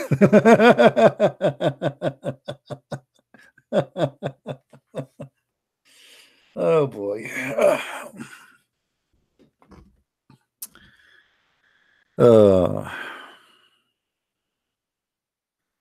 And yeah, like actually somebody he says, does that mean all of us are gay?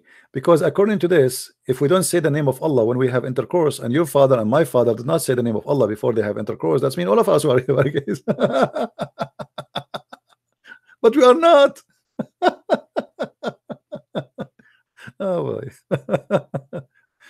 Oh Lord have mercy. You know, I think one day I'm going to die from laughing. I mean, people die from stress. And by the way, what I do is very stressful. I get a lot of death threat, etc. But I find it very funny, and it's fun. I don't feel any stress, by the way. I feel like tired. Sometimes my eyes is burning, looking too much at the screen. And it's a challenging, you know, like you go and you challenge everybody. Who wanna call me? I mean, this is a big challenge. You know, it's not easy. Not everybody can do it. Who dare? So it brings stress to you if you are not confident. But I have a lot of confidence of my Lord first, and myself as knowledge. And when I read about Islam, even though I did read those stories 1,000 times, still they made me laugh, because it's the most stupid, hilarious. I mean, how a human being go crazy that far?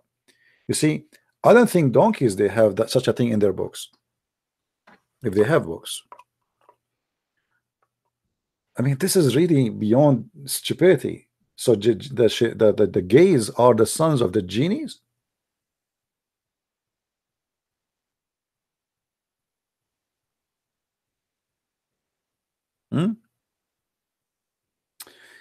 Anyway, it must be true. By the way, if there is any gays listening, do you feel like you are half invisible? Because if you are half a human, half genie, then you should have the power of the genies. Oh boy. Okay. Allah and his messengers forbid that man have intercourse with his wife during her menses. Let's see the reason here.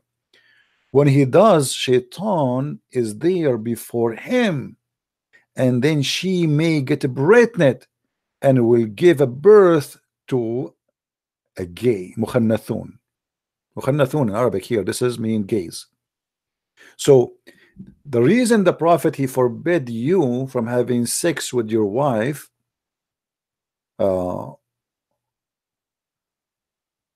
when she have her menses, because simply if you do, Shaitan will be waiting for that moment. This is his choice. This is his chance now to do what? To have sex with your wife and make your wife pregnant from him. This is why actually in the Quran it says to sharikuhum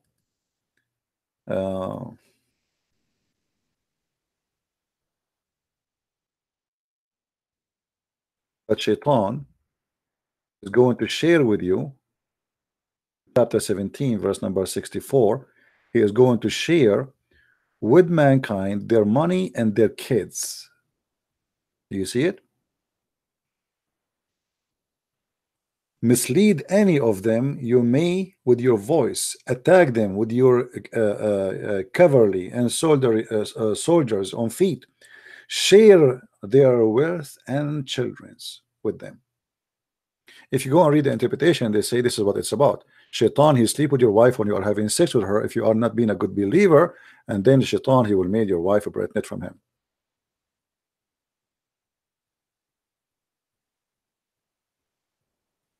All right.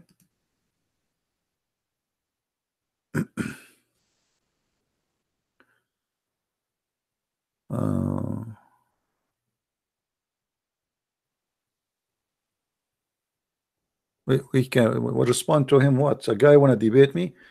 Call me. And what I can do more? If you want to debate me, call me, my friend. Don't call me now. Give me a second. Let me get some water. give me a minute until I come back.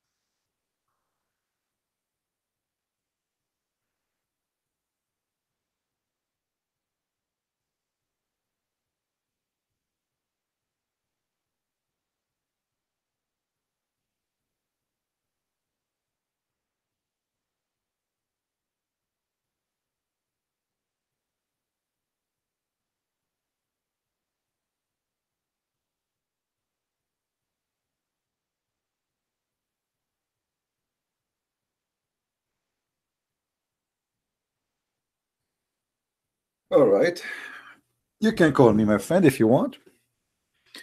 And don't forget to bring your afrit with you. You need your afrit today. Are you there, Mr. Muslim, who want to debate me?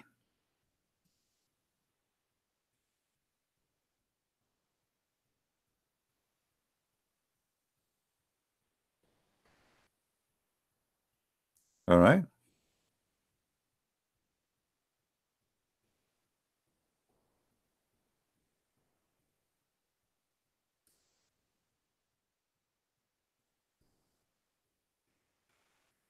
We are waiting for you, my friend. Are you going to call or no?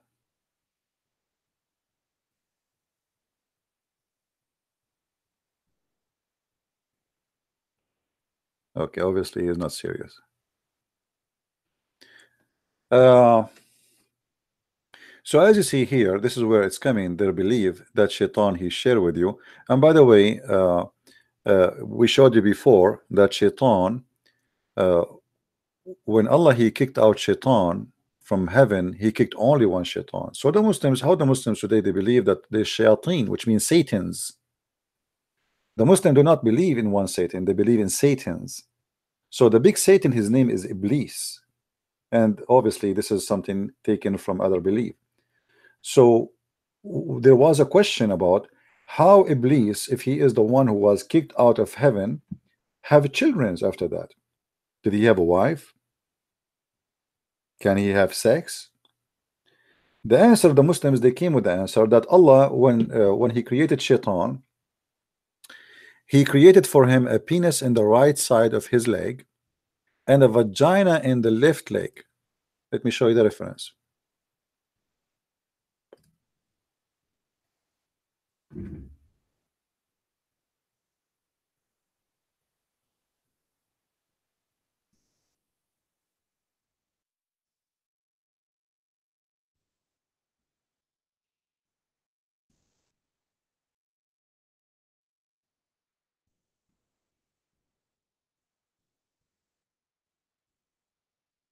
Because you know, Muslim, they might say we are making things up.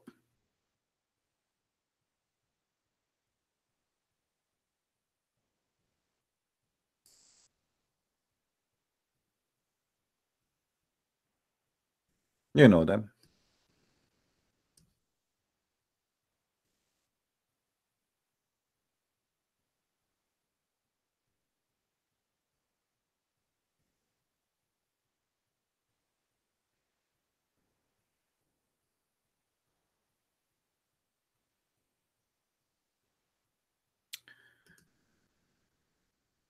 This is a Muslim website, Islam Fatwa, fatwaislamweb.net.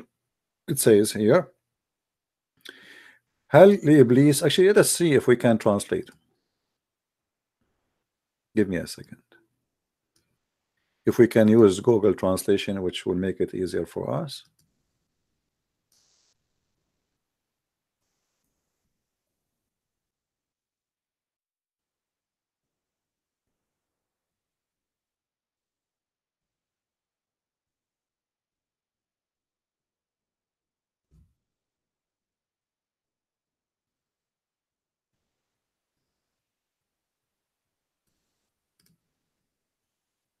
Okay, we post the link as it is, and we open the link using Google translation. They are asking here, the translation is not too much accurate. The offspring of the devil, fatwa number 113661. The offspring of the devil and the way they get it, which means how the devil he got offspring. Answer: praise be to Allah, blah blah blah blah blah blah blah. It has been proven, etc., that Shaitan he can have offspring. Okay, so it's proven. This is proven, my friend. Okay. Allah Messenger, he said, don't be the first to enter the market, not the last, because Shaitan he lay his eggs there. And here they continue saying Sheikh Al-Amin, etc. I mean, I hate this thing with it appear on the screen.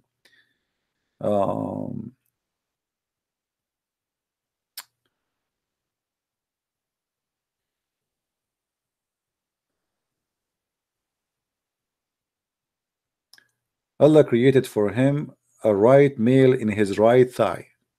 Do you see it? I'm just using the Google City translation. Allah created for him a male, which means a penis, in his right thigh, and in his left he created for him a not a prostitute, a vagina. It's funny, Google translation, vagina became prostitute.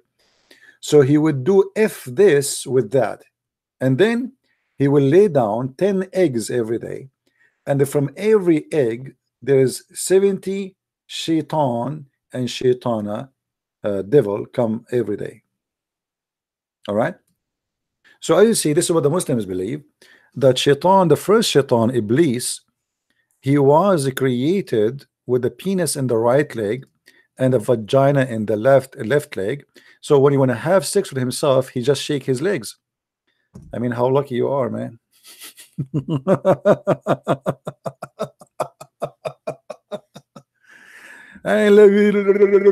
Brother, Islam is a pure science and there is no fiction there. I mean, how in the world How in the world you can deny Islam? What are you waiting for? What's wrong with you? I think you guys, you have a mental issues. After all this amazing knowledge, you're still not accepting Allah? You don't want to say Shahada? I really feel sorry for you. And it's happy, yeah, it's been proven. Yeah, I like it when he say it's been proven. It's been proven, brother. It's been proven. Oh boy. It's been proven.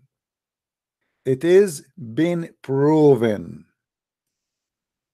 I mean, how more proven we need to do for you? Yes, it's have been proven.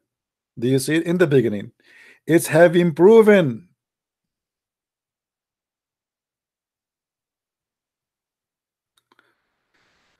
Oh.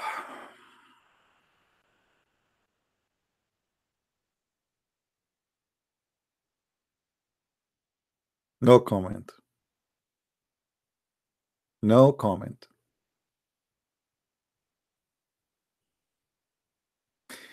Anyway, guys, I think it's time for me to go for today. We'll try to continue tomorrow. What do you think? I feel hungry. I did not eat since yesterday. We can continue the same topic tomorrow if you want. But as you see, this religion is really stupid. And you cannot really be a person who have a, I don't know what kind of education you have, how small, how big your brain is. I mean, at the end of the day, God, he gave us a brain. And it's going to be very silly of us to be silly and to be stupid. You see, people, they decide to be stupid by their own decision. God did not create you to be stupid. But if you choose to be stupid, I mean, it's your choice. And in order to believe in such a garbage, you have to be literally suffering from, you know, something. You find yourself what it is. There's no way any human being, he have a little intelligent, he will believe in such a garbage.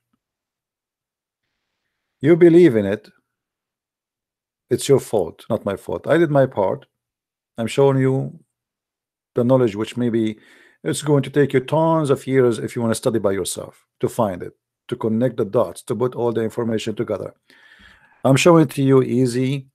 We never say something without showing it in the screen, even if sometimes it take me time and too much effort to find reference. Especially we speak about religion, everything in it written in different language, and I have to find it for you in English, so you can understand and you can see and you can believe that we are not fabricating or saying or making things up. But after all what we showed you, if you are a Muslim and you are listening, do you think really this is from God? Be honest with yourself. This cannot be from God. So I want to say thank you for everybody for being with us, and thank you for those who made donation. We appreciate your support, and we pray that tomorrow we will be able to do a live broadcast. Don't forget to subscribe so we can learn more and we can enjoy the truth, and the truth will set you free. The truth is a joy, my friend. Stupidity is a curse. So don't curse yourself. It's a curse upon yourself by yourself. That's what a stupidity is. To believe that God is going to provide you vagina, that because you decide to curse yourself and to become a sex slave. God in heaven, he is not a vagina vendor. Even God, when he created Adam and Eve, not Adam and 72 Eves. If we are going back to heaven where we came from, so it doesn't make sense that this God, he is going to bring me not only back to zero, he will bring me to be worse. He will bring me to be a person who is addicted to sex, and I don't see women as something I love. Women are created as the same as men from the man. Actually, the Bible called them both Adam. So the woman is not created to be used. The women created to be a partner within ourselves, from my kind, not from different kind. So the God who made a woman a sexual toy cannot be God. And remember that the woman is your mother and your sister, not only a woman you want to sleep with. And if you don't respect your mother, I think you have no respect for anything around you in life. Unless your mother was a very bad woman, and then I understand.